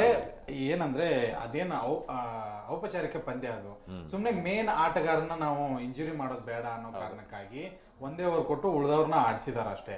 ಈ ಮ್ಯಾಚ್ ನಲ್ಲಿ ಹಾರ್ದಿಕ್ ಪಾಂಡ್ಯನೂ ಇದ್ದಾರೆ. ನನಗೆ ಒಂದು ಬದಲಾವಣೆಗೆ ನಾನು ಇಷ್ಟಪಡ್ತಾ ಇರೋದೇನು ಅಂತಂದ್ರೆ, ಶಿವಮ್ ದುಬೆ ಬದಲಾಗಿ ಹರ್ಷದೀಪ್ ಸಿಂಗ್ನೇ ತಗೊಂಬನ್ನಿ. ಯಾಕಂದ್ರೆ ನಮಗೆ ಸೆಕೆಂಡ್ ಬ್ಯಾಟಿಂಗ್ ಬಿದ್ದಾಗ ಕಷ್ಟ ಆಗ್ತಾ ಇದೆ. ಚೇಂಜಿಂಗ್ ಬೇರೆ ಅಪೋನೆಂಟ್ ಬ್ಯಾಟರ್ ಸೆಕೆಂಡ್ ಅವ್ರು ಆಡ್ತಾ ಇದ್ದಾಗ ಹೊಡಿತಾ ಇದಾರೆ ಬೌಲರ್ಸ್ಗಳನ್ನ. ನೀವು ಆರಂಭದಲ್ಲೇ 3 ಓವರ್ನ ಬುಮ್ರಾ ಕೊಡ್ತಾ ಇದೀರಾ. ಹಂಗಿದ್ರೆ ಡೆತ್ ಓವರ್ ನಲ್ಲಿ ಒಂದೇ ಓವರ್ ಹರ್ಷದೀಪ್ ಬೇಕು ಅಂತ ನೀವು ಅಲ್ಲಿ ದುಬೈ ಕೊಟ್ಟರೆ ಹರ್ಷದೀಪ್ ಬಂದ್ರೆ ಕಂಪ್ಲೀಟ್ಲಿ ಬ್ಯಾಟಿಂಗ್ ಲ್ಯಾಪ್ಸ್ ಆಗತ್ತಲ್ಲ. ಬ್ಯಾಟಿಂಗ್ ಇಲ್ಲಿ ಲ್ಯಾಪ್ಸ್ ಆಗುತ್ತೆ. ನಿಮ್ಗೆ 7 ಜನ ಬ್ಯಾಟ್ಸ್ಮನ್. ಬಟ್ ಶಿವಮ್ ದುಬೆನು ಬೌಲಿಂಗ್ ಮಾಡ್ತಾರಲ್ಲ, ಒಂದು ಲೆವೆಲ್ಗೆ ಬೌಲರ್ ಮಾಡ್ತಾರೆ ಸರ್. Death over specialist. ಒಬ್ಬ ನಿಮಗೆ ಸ್ಪೆಷಲಿಸ್ಟ್ ಬೌಲರ್ ಬೇಕು ಅಂತಂದ್ರೆ ಹರ್ಷದೀಪ್ ನ ತಗೊಂಡು, ಯಾಕಂದ್ರೆ ಶಿವಮ್ ದುಬೆ ಬ್ಯಾಟಿಂಗ್ ನಲ್ಲಂತೂ ಏನು ಕಮಾಲ್ ಮಾಡಿಲ್ಲ ಈ ಒಂದ್ ಸರ್ನಿಯಲ್ಲಿ. ಬೌಲಿಂಗ್ ನಲ್ಲಿ ಒಂದೇ ಮ್ಯಾಚ್ ಅಲ್ಲಿ 3 ವಿಕೆಟ್ ತಗೊಂಡಿದ್ದಾರೆ. ಅದನ್ನ ಬಿಟ್ರೆ ಬೇರೆ ಏನೂ ಇಲ್ಲ.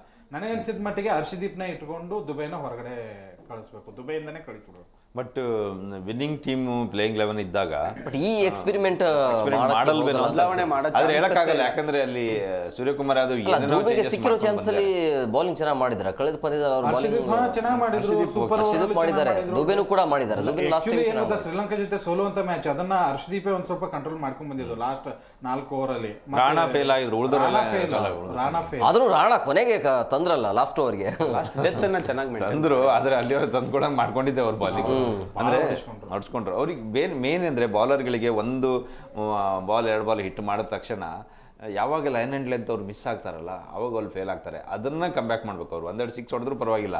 ಎಕ್ಸಾಂಪಲ್ ನಮ್ಮಲ್ಲಿ ಹಳೆ ಪ್ಲೇಯರ್ಗಳಿದ್ದು ಜಾವಗಲ್ ಶ್ರೀನಾಥ್, ವೆಂಕಟೇಶ್ ಪ್ರಸಾದ್, ಅನಿಲ್ ಕುಂಬ್ಳೆಗೆ ಏನಾದ್ರು ಒಂದು ಬಾಲಿಗೆ 6 ಹೊಡೆದ್ರು ಅಂತಂದ್ರೆ ವೆರಿ ನೆಕ್ಸ್ಟ್ ಬಾಲಿಗೆ ಅವ್ರು ಡಿಫೆನ್ಸ್ ಮಾಡಿದ್ರೆ ಓಕೆ, ಮತ್ತೆ ಹಿಟ್ಟಿಂಗ್ ಮಾಡಿದ್ರೆ ವಿಕೆಟ್ ಪಕ್ಕ. ಆ ರೀತಿ ಪ್ಲಾನ್ ಮಾಡಿ ಬಾಲಿಂಗ್ ಮಾಡೋರು. ಆ ಥರದ ಭಾರತ ತಂಡದ 11 ಆಟಗಾರರು ಯಾರು ಮತ್ತೆ ಪಾಕಿಸ್ತಾನದ 11 ಆಟಗಾರರು ಯಾರೆಲ್ಲ ಇರ್ತಾರೆ ಇವತ್ತಿನ ಪಂದ್ಯದಲ್ಲಿ? ಅದ ಪ್ರೇಮ್ ಅವರೀಗ ಒಂದು ಭಾರತಕ್ಕೆ ಒಂದು ಆತಂಕ ಏನು ಅಂದರೆ ಕ್ಯಾಪ್ಟನ್ದು Suryakumar Yadav captain okay, but ಅವ್ರ ಕಡೆಯಿಂದ ರನ್ನೇ ಬಂದಿಲ್ಲ.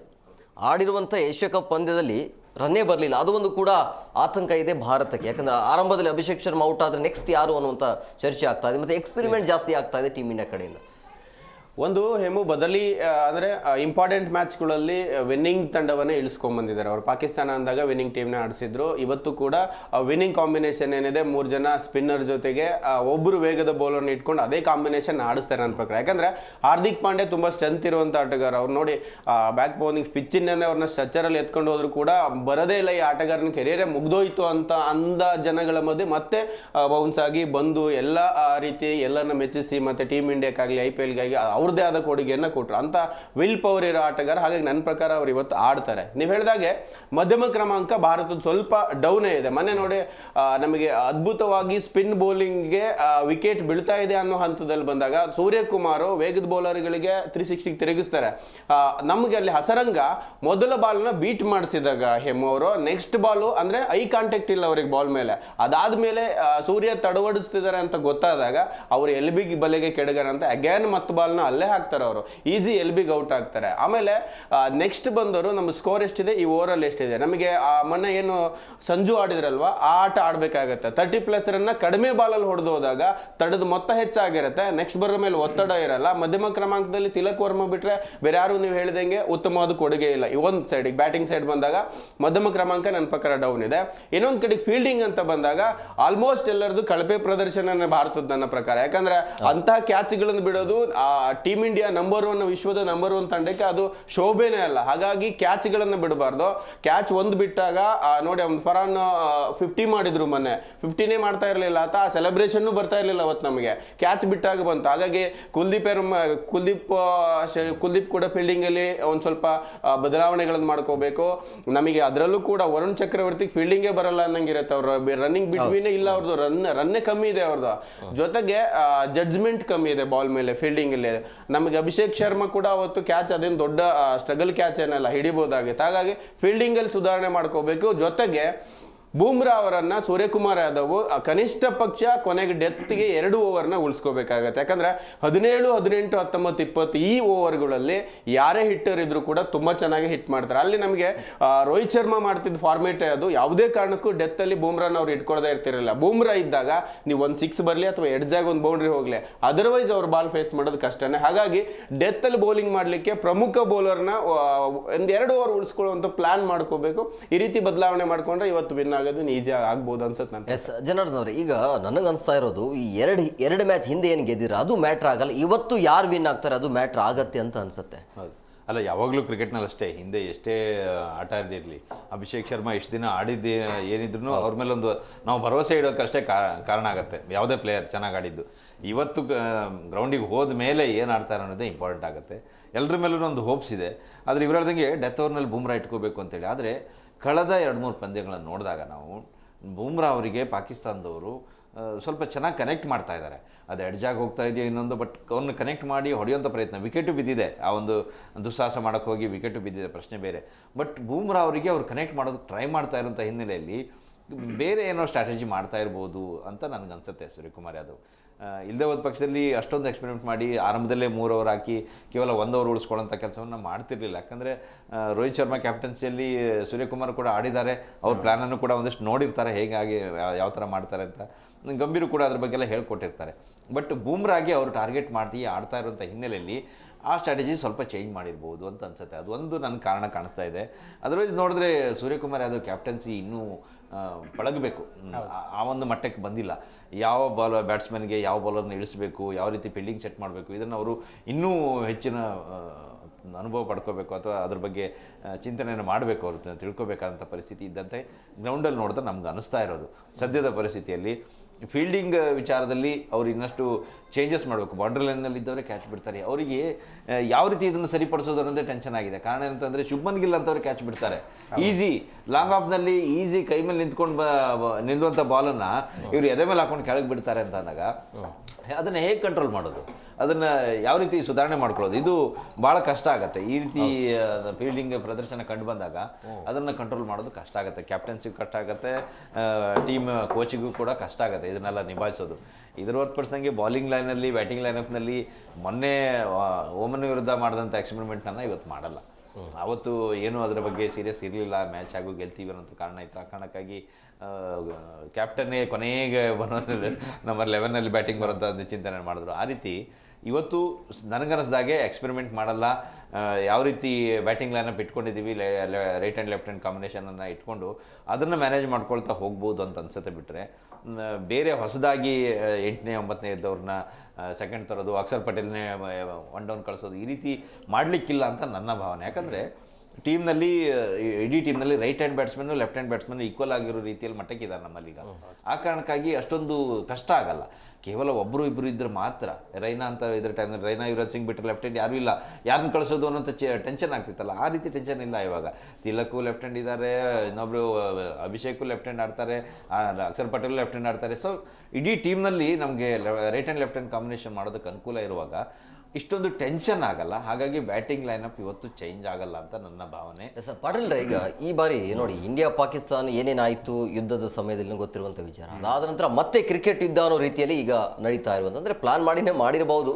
ಬಟ್ ಏನೇ ಇದ್ರೂ ಕೂಡ ಒಟ್ಟಿನಲ್ಲಿ ಕೇವಲ ಭಾರತ ಪಾಕಿಸ್ತಾನ ಅಷ್ಟೇ ಅಲ್ಲ, ಇಡೀ ಜಗತ್ತು ಎದುರು ನೋಡ್ತಾ ಇರುವಂಥ ಇವತ್ತಿನ ಪಂದ್ಯ ಏನಾಗ್ಬೋದು ಒಂಥರ ಫೈನಲ್ ವಾರ್ ಇದ್ದಂಗೆ. ಸೊ ಹಂಗಾಗಿ ಇಲ್ಲಿ ಜವಾಬ್ದಾರಿ ಜಾಸ್ತಿ ಅಥವಾ ಟೆನ್ಷನ್ ಇರೋದು ಟೀಮ್ ಇಂಡಿಯಾಗೆ. ಯಾಕೆಂದ್ರೆ 2 ಬಾರಿ ಅವ್ರು ಸೋತಿರೋದ್ರಿಂದಾಗಿ 3 ಬಾರಿ ಸೋತ್ರು ಕೂಡ ಜಾಸ್ತಿ ಟೆನ್ಷನ್ ತಗೊಳ್ಳೋದಿಲ್ಲ. 2 ಬಾರಿ ಸೋತಿದ್ವಿ, 3 ಬಾರಿ ಸೋತ್ಕೊಂಡು ಹೋಗ್ತಾ ಇದೀವಿ ಅನ್ನೋ ರೀತಿಯಲ್ಲಿ. ಬಟ್ ಇಂಡಿಯಾ ಇಲ್ಲಿ ಎಡವಿದ್ರೆ ಬಹಳ ಎಫೆಕ್ಟ್ ಆಗತ್ತೆ ಅಂತ ನನ್ಗನ್ಸ್ತಾ ಇಲ್ಲ. ಅವ್ರಿಗೇನು ಟೆನ್ಷನ್ ಇಲ್ಲ ಅಂತ ನಾನು ಒಪ್ಪಲ್ಲ. ನೀವು ಮೂರು ಸೋತ್ರೆ ಅದು ಯಾರು ಭಯಲ್ಲ, ಆಲ್ರೆಡಿ ಸೋತಿದ್ದೀರಿ ಮನೆಗೆ ಹೋಗಿ ಅಂತ ಹೇಳ್ಬೋದು. ಬಟ್ ಟೀಮ್ ಇಂಡಿಯಾ ಹಂಗಾಗಲ್ಲ ಅಂತ ನಾನು ಹೇಳ್ತಾ ಇದ್ದೀನಿ. 3 ಸೋತ್ರೆ ಯಾವ ಮುಖ ಇಟ್ಕೊಂಡು ನೀವು ವಾಪಸ್ ದೇಶಕ್ಕೆ ಹೋಗ್ತೀರಾ? ಹೊಸ್ತ ಪಟೇಲ್ ಅದೇನು ಅವ್ರಿಗೆ ವರ್ಸ್ಟ್ ಅಲ್ಲಿ ವರ್ಸ್ಟ್ ಇಲ್ಲ. ನೀವು ಬೇರೆ ದೇಶದ ಮೇಲೆ ಸೋತ್ರೆ ಏನ್ ಅನ್ಸಲ್ಲ ಅವ್ರಿಗೆ.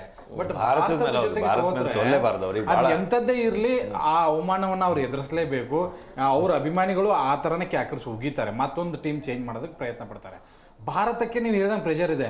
2 ಸರಿ ಗೆದ್ದವ್ರಿಗೆ 3ನೇ ಸರಿ ಗೆಲ್ಲೋದು ಏನ್ರಿ? ಇವ್ರದ್ದೆಲ್ಲ ಹುಡುಕಗಳು ಎಲ್ಲ ಗೊತ್ತಿದೆ.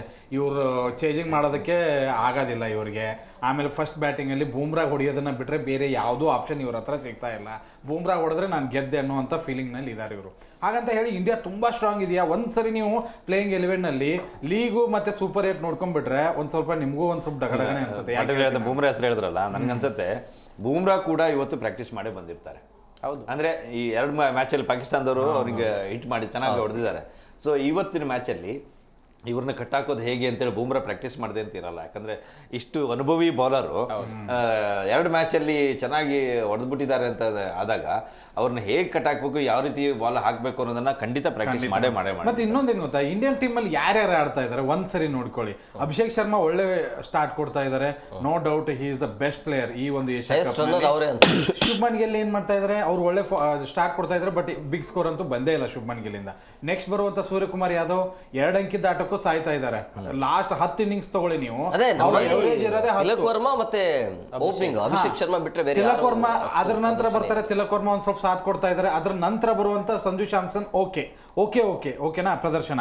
ಅದಾದ ನಂತರ ಬರುವಂತಹ ನಿಮ್ಗೆ ಹಾರ್ದಿಕ್ ಪಾಂಡ್ಯ ಏನ್ ಮಾಡ್ತಾ ಇದ್ದಾರೆ, ಶಿವಮ್ ದುಬೆ ಏನ್ ಮಾಡ್ತಾ ಇದ್ದಾರೆ, ಅಕ್ಷರ್ ಪಟೇಲ್ ಅಂತೂ ಟೆಸ್ಟ್ ಆಡ್ತಾ ಹೋಗ್ತಾ ಇದ್ದಾರೆ. ಇಲ್ಲಿ ಬ್ಯಾಟಿಂಗ್ ನಲ್ಲಿ ನಿಮಗೆ ಕೈ ಹಿಡಿತಾ ಇರೋದೇ 3 ಜನ. ಇನ್ನು ಬೌಲಿಂಗ್ ವಿಭಾಗಕ್ಕೆ ಬನ್ನಿ, ಪಾಕಿಸ್ತಾನ ಜೊತೆಗೆ ಯಾರು ಚೆನ್ನಾಗಿ ಮಾಡಿದ್ದಾರೆ ಅಂತ ಹೋದ್ರೆ ನಿಮ್ಗೆ ಕುಲ್ದೀಪ್ ಯಾದವ್ನ ಬಿಟ್ರೆ ಬೇರೆ ಯಾರು ನಿಮ್ಗೆ ಕಾಣಿಸ್ತಾನೆ ಇಲ್ಲ. ಹಾಗಿದ್ರೆ ಇಂಡಿಯಾ ಏನ್ ಸ್ಟ್ರಾಂಗು? ಜಸ್ಟ್ 4 ಜನರ ಮೇಲೆ ಈ ಒಂದು ಏಷ್ಯಾ ಕಪ್ ಫೈನಲ್ ತನ ಬಂದಿದೀವಿ ನಾವು.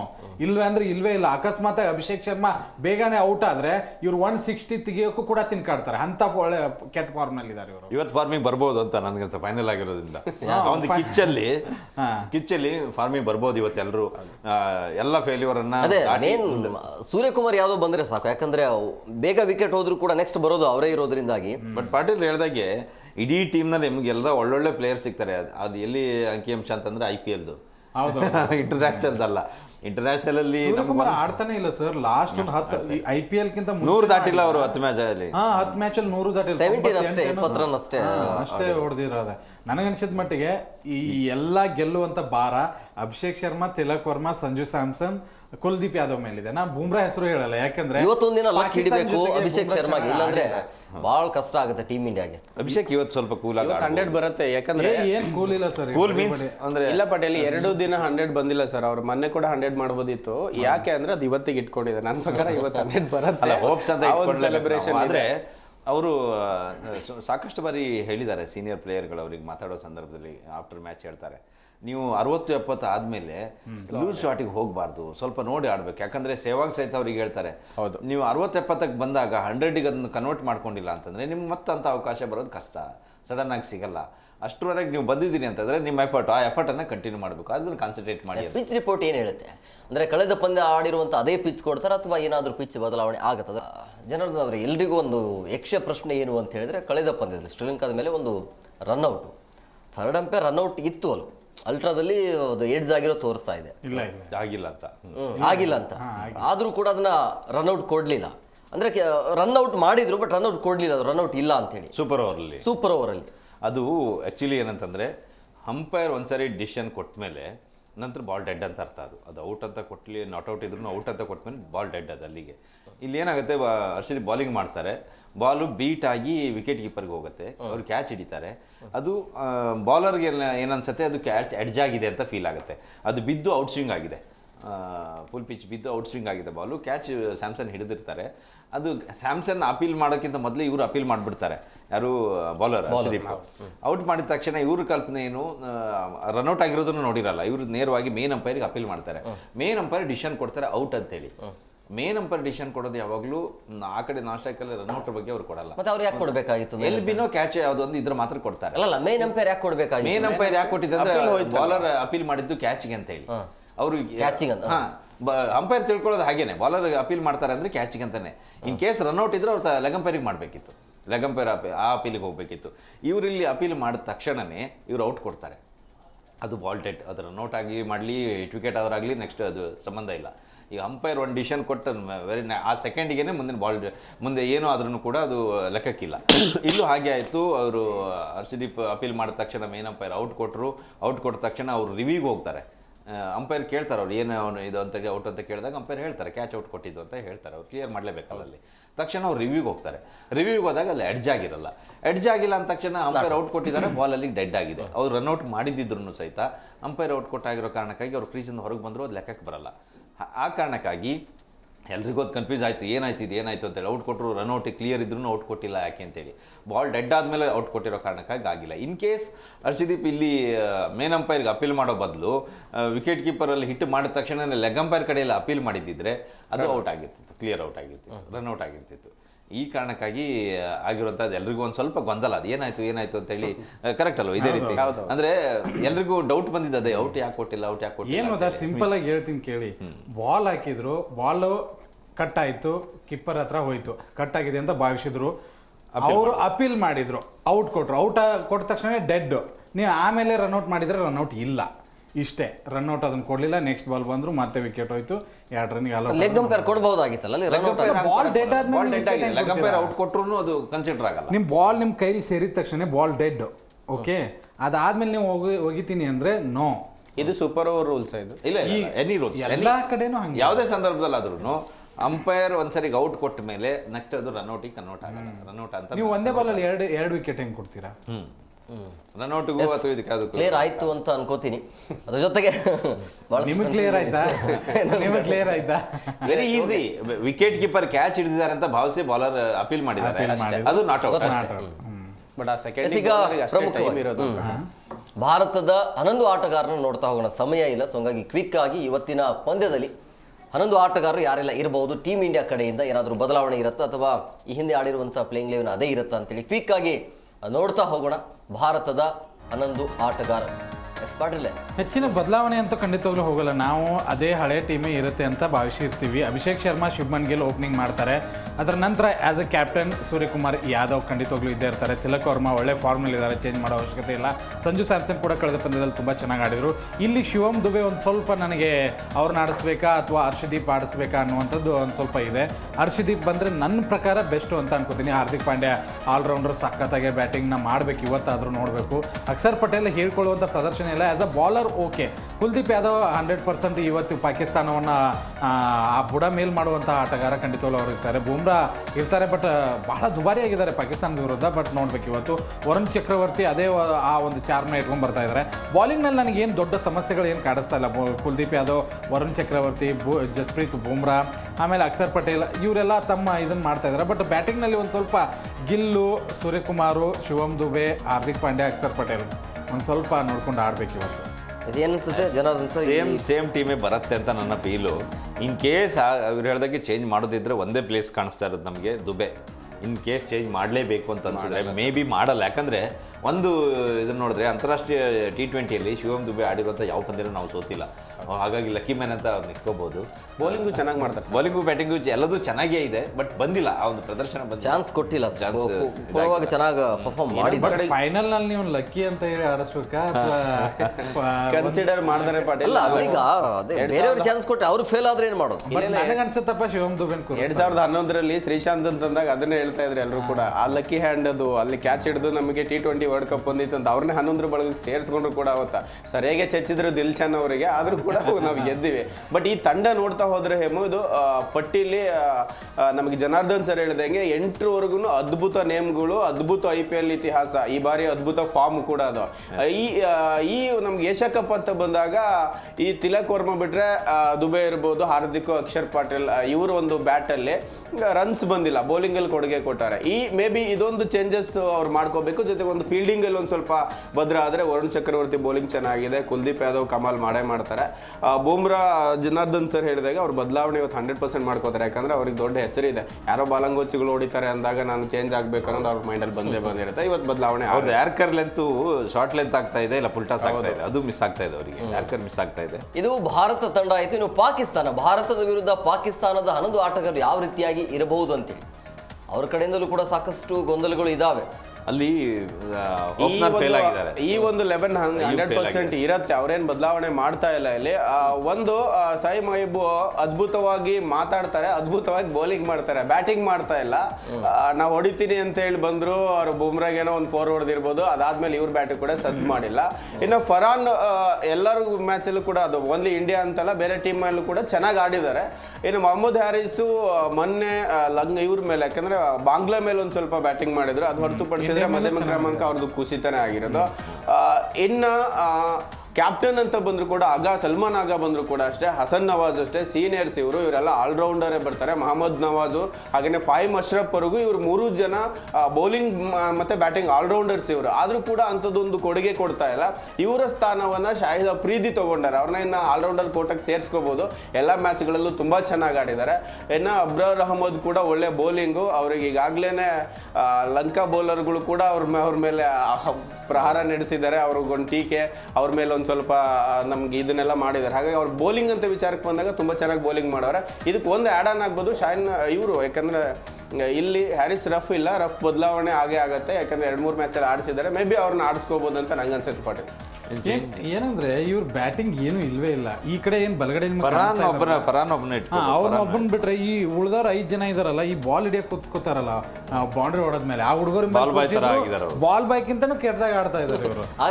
ಸೇಮ್ ಅಯ್ಯೂಬ್ 4 ಸರಿ 0 ಔಟ್ ಆಗಿದ್ದಾರೆ. ಫಕರ್ ಜಮಾನ್ ಮೇಲೆ ಎಷ್ಟು ಹೋಪ್ ಇತ್ತು, ಶಿಕ್ಕಾವಡಿ ಹೊಡಿತಾರೆ, ಎಕ್ಸ್ಪೀರಿಯನ್ಸ್ ಅವರು ಇಲ್ಲ. ಈ ಸಲ್ಮಾನ್ ಆಗಾನ್ ಅಂತೂ ಆ ದುಬೈಗ ಆ ವಿಮಾನನೂ ಹತ್ತಿಸಬಾರ್ದು ಇವರು. ಇವತ್ತೇನಾದ್ರು ಸೋತ್ರೆ ಅವ್ರ ಕ್ಯಾಪ್ಟನ್ಸಿ ಇಳಿಸೋದು ಅಷ್ಟೇ ಅಲ್ಲ, ಅವ್ರನ್ನ PSL ಅಲ್ಲೂ ತಗೊಳ್ಳಲ್ಲ ಯಾರು. ಅದಾದ್ಮೇಲೆ ಹಸನ್ ನವಾಜ್ 5, 10, 20 ರನ್ನಿಗಿದ್ದಾರೆ. ನವಾಜ್ ಚೆನ್ನಾಗಿ ಆಡಿದ್ದಾರೆ 2 ಮ್ಯಾಚಲ್ಲಿ. ನವಾಜ್ ಚೆನ್ನಾಗಿ ಆಡಿದ್ದಾರೆ, ಶೈನ್ ಅಫ್ರಿದಿನೂ ಚೆನ್ನಾಗಿ ಆಡಿದ್ದಾರೆ.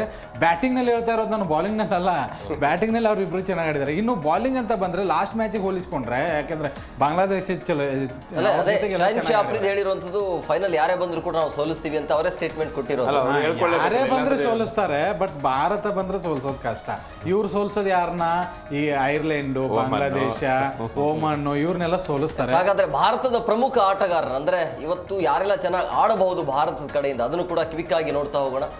ಕೀ ಪ್ಲೇಯರ್ಸ್ ಅಂತ ಹೇಳಿ ಭಾರತದಲ್ಲಿ ಎಲ್ಲರೂ ಇದ್ದಾರೆ, ಬಟ್ ಯಾರು ಬೇಕಾದ್ರೂ ಅಲ್ಲಿ ನಿಮ್ಗೆ ನಾವು ಓಪನರ್ ಫಿಕ್ಸ್ ಆಗಿಬಿಡ್ತಾರೆ. ಈಗ ನಾವೇ ಅಂತಲ್ಲ, ಈ ಅಭಿಷೇಕ್ ಶರ್ಮಾನ ಪಾಕಿಸ್ತಾನದವರೇ ಇಟ್ಕೊಂಡ್ಬಿಡ್ತಾರೆ, ಇವರು ಕೀ ಪ್ಲೇಯರ್ಸ್. ಇನ್ನು ಹಾರ್ದಿಕ್ ಪಾಂಡ್ಯ ಓಪನಿಂಗ್ ಬೌಲಿಂಗ್ ಅಲ್ಲಿ ಕೂಡ ಅವರಿಗೆ ಟಕ್ಕರ್ ಕೊಡ್ತಾ ಇದ್ದಾರೆ, ಡಕ್ಕಿ ಕಳಿಸ್ತಾರೆ. ಅದರಲ್ಲೂ ಕೂಡ ಹೌದು. ಬ್ಯಾಟಿಂಗ್ ಅಂತ ಬಂದಾಗ ಅವ್ರು ಅವತ್ತು ಚೇಸಿಂಗ್ ಮೇಲೆ ಪಾಕಿಸ್ತಾನ ಮೇಲೆ ತುಂಬಾ ಚೆನ್ನಾಗಿ ಆಡಿದ್ರು, ತಿಲಕ್ ಜೊತೆ ಸೇರ್ಕೊಂಡು ಒಳ್ಳೆ ಇನ್ನಿಂಗ್ಸ್ ಕಟ್ಟಿದ್ರು. ಅವ್ರು ಯಾವಾಗೂ ಕೂಡ ಡೇಂಜರ್. ಏನು ಸೂರ್ಯ ಲಯಕ್ಕೆ ಬರ್ಬೇಕು. ಸೂರ್ಯ ಒಂದ್ಸರಿ ಸ್ವಲ್ಪ ಮೋಡಕವಿದ ವಾತಾವರಣ ಇದೆ, ಒಂದ್ ಸ್ವಲ್ಪ ಅದೊಂಚೂರು ಮಾಸಿದ್ರೆ. ಸೂರ್ಯಗೆ ಎಲ್ಲಿ ಫೇಲ್ ಆಗ್ತಿದ್ದಾರೆ ಅಂತ ನಾನು 2-3 ಮ್ಯಾಚ್ ನೋಡಿದೆ. ಅವ್ರದ್ದು ಬಾಲ್ ಲೆಗ್ ಸೈಡ್ ಬಂತು ಅಂದ್ರೆ ಲೆಗ್ ಸೈಡ್ ವೀಕ್ನೆಸ್ ಆಗ್ಬಿಟ್ಟಿದೆ. ಅದು ಅವ್ರ ಸ್ಟ್ರೆಂತ್ ಆಗಿತ್ತು. ಆ ಬ್ಲೈಂಡ್ ಸ್ಪಾಟ್ ಅಲ್ಲಿ ಬಿದ್ರೆ ಅವ್ರು ಸ್ವೀಪ್ ಮಾಡಿ ಬೌಂಡ್ರಿ ಹೊಡೆಯೋರು, ರನ್ ಮಾಡೋರು. ಆ ಜಾಗದಲ್ಲೇ ವೀಕ್ ಆಗ್ತಾ ಇದ್ದಾರೆ. ಇನ್ನು ಬೌಲಿಂಗ್ ಅಂತ ಬಂದ್ರೆ ಸರ್, ಬೂಮ್ರಾ ಎವರ್ ಗ್ರೀನ್. ಅದು ಏನೋ ಒಬ್ಬ ಒಂದು ಎಡ್ಸ್ ಕಟ್ಟಾಗಿ ಬೌಂಡ್ರಿ ಹೋಗಿ ಒಬ್ಬ ಒಂದು ಗುಡ್ ಲೆಂತ್ ಅಲ್ಲಿ ಬಿದ್ದಾಗ ಒಂದು 6 ಹೊಡೆದ್ರೆ ಅವ್ರ ಹೆಸರಿಗೆ ಅದೇನು ಮಸಿ ಬಳಿಯಕ್ಕೆ ಆಗಲ್ಲ. ಅವ್ರು ಪಾಕಿಸ್ತಾನದವ್ರು ಇವತ್ತು ಅವ್ರನ್ನ ಎದುರಿಸಬೇಕು, ಬ್ರಹ್ಮಾಸ್ತ್ರ ಬಿಡ್ತಾರೆ ಅವ್ರು 100%. ಇನ್ನು ಕುಲ್ದೀಪ್ ಯಾದವ್ ಮುಗ್ದೇ ಹೋಗಿತ್ತು ಇವ್ರ ಭವಿಷ್ಯ ಅಂತ ಒಂದು ಹಂತಕ್ಕೆ ಬಂದಂತ ಬೌಲರು. ಅದಾದ್ಮೇಲೆ ಅದು ಎಷ್ಟು ಚೆನ್ನಾಗಿ ಮೋಲ್ಡ್ ಮಾಡ್ಕೊಂಡ್ರು ಸರ್ ಅವ್ರ ಲೈಫ್. ನಾವು ಅದ್ಭುತವಾಗಿ ಬೌಲಿಂಗ್ ಮಾಡ್ತಾರೆ. ನಮ್ಮಲ್ಲಿ ಒಬ್ಬ ಬೌಲರ್ ಚೆನ್ನಾಗಿ ಮಾಡಿದ್ರೆ ಅವ್ರಿಗೆ ಸಾಥ್ ಕೊಡುವಂತ ಬೌಲರ್ಗಳು ಎಲ್ಲರೂ ಕೂಡ. ಇವರಷ್ಟರಲ್ಲಿ ಯಾರೇ ಒಬ್ಬರು ಬೌಲಿಂಗ್ ಚೆನ್ನಾಗಿ ಮಾಡಿದ್ರು ಉಳಿದಂಥವ್ರು ರೆಡಿ ಆಗ್ತಾರೆ. ಒಬ್ರು ಫೇಲ್ ಆದ್ರೆ ಉಳಿದ್ರೆ ಕಷ್ಟ ಆಗುತ್ತೆ. ಯಾಕಂದ್ರೆ ವರುಣ್ ಚಕ್ರವರ್ತಿ ಬಾಲಿಂಗ್ ಚೆನ್ನಾಗಿದೆ, ವಿಕೆಟ್ ಹಾಕೋದು ಯಾವ ಸಂದರ್ಭದಲ್ಲಿ ಆದ್ರೆ ಅವ್ರಿಗೆ ಪ್ಲೇಯರ್ ಚೆನ್ನಾಗಿರ್ಬೇಕು. ಯಾವತ್ತೂ ಅಷ್ಟೇ ಬೌಲರ್ಗಳಿಗೆ, ಬ್ಯಾಟ್ಸ್ಮನ್ಗಳಿಗೆ ಜೊತೆಗಾರರು ಚೆನ್ನಾಗಿದ್ರೆ. ಈಗ ಅಭಿಷೇಕ್ ಶರ್ಮಾ ತುಂಬಾ ಚೆನ್ನಾಗಿ ಆಡ್ತಾ ಇರೋ ಸಂದರ್ಭದಲ್ಲಿ ಶುಭನ್ ಗಿಲ್ಲು 6 ಹೊಡೆಯಕ್ಕೆ ಹೋದ್ರೆ ಅಭಿಷೇಕ್ ಶರ್ಮಾ ಫೇಲ್ ಆಗ್ತಾರೆ. ಅವರಿಗೆ ಸ್ಟ್ರೈಕ್ ಕೊಡ್ತಾ ಹೋಗುತ್ತೆ ಕೆಲಸ ಆಗ್ಬೇಕು. ಪಾಕಿಸ್ತಾನದ ಇದರ ಇಲ್ಲ, ಅವ್ರು ಎಲ್ಲರೂ ಕೀ ಲಾಕ್ ಮಾಡಿ ಕೀ ಕಳೆದೋಗ್ಬಿಟ್ಟಿದೆ, ಯಾರು ಇಲ್ವೇ ಇಲ್ಲ. ಇದ್ದಿದ್ರಲ್ಲೇ ಯಾರಪ್ಪ ಬೆಟ್ರು ಅಂತಂದ್ರೆ ಫಕರ್ ಜಮಾನ್. ಸೈಮ್ ಅಯ್ಯೂಬ್ ಒಳ್ಳೆ ಆಟಗಾರ. ಯಾಕೆ ಹಾಕಿದೀವಿ ಅಂದ್ರೆ ಆತ PSL ನಲ್ಲಿ, ಆಮೇಲೆ ಬೇರೆ ಬೇರೆ ಲೀಗ್, ಬೇರೆ ದೇಶಗಳ ಜೊತೆಗೆ ಎಲ್ಲ ಚೆನ್ನಾಗಿ ಆಡಿದ್ದಾರೆ. ಏಷ್ಯಾ ಕಪ್ ನಲ್ಲಿ ಒಂದು ಸ್ವಲ್ಪ ಪ್ರಾಬ್ಲಮ್ ಅವ್ರದ್ದು, ಅದಕ್ಕೋಸ್ಕರ ಅವರು ಆಡ್ಬೋದು. ಹ್ಯಾರಿಸ್ ಒಂದು 250 ಬಂದಿದೆ ಈ ಒಂದು ಸರಣಿಯಲ್ಲಿ. ಶೈನ್ ಅಫ್ರಿದಿ ಒಳ್ಳೆ ಬಾಲ್, ಅವ್ರು ಮಾತ್ರ ಮೆಚ್ಚಲೇಬೇಕು. ಬಟ್ ಅಭಿಷೇಕ್ ಶರ್ಮಾ ಮುಂದೆ ಅಲ್ವೇ ಅಲ್ಲ. ಮಕೀಮನ್ನ ಇವತ್ತು ವಾಪಸ್ ತರುವಂತಹ ಸಾಧ್ಯತೆ ಇದೆ ಅಂತ ಹೇಳಲಾಗ್ತಾ ಇದೆ, ಬಟ್ ನನಗೆ ಗೊತ್ತಿಲ್ಲ.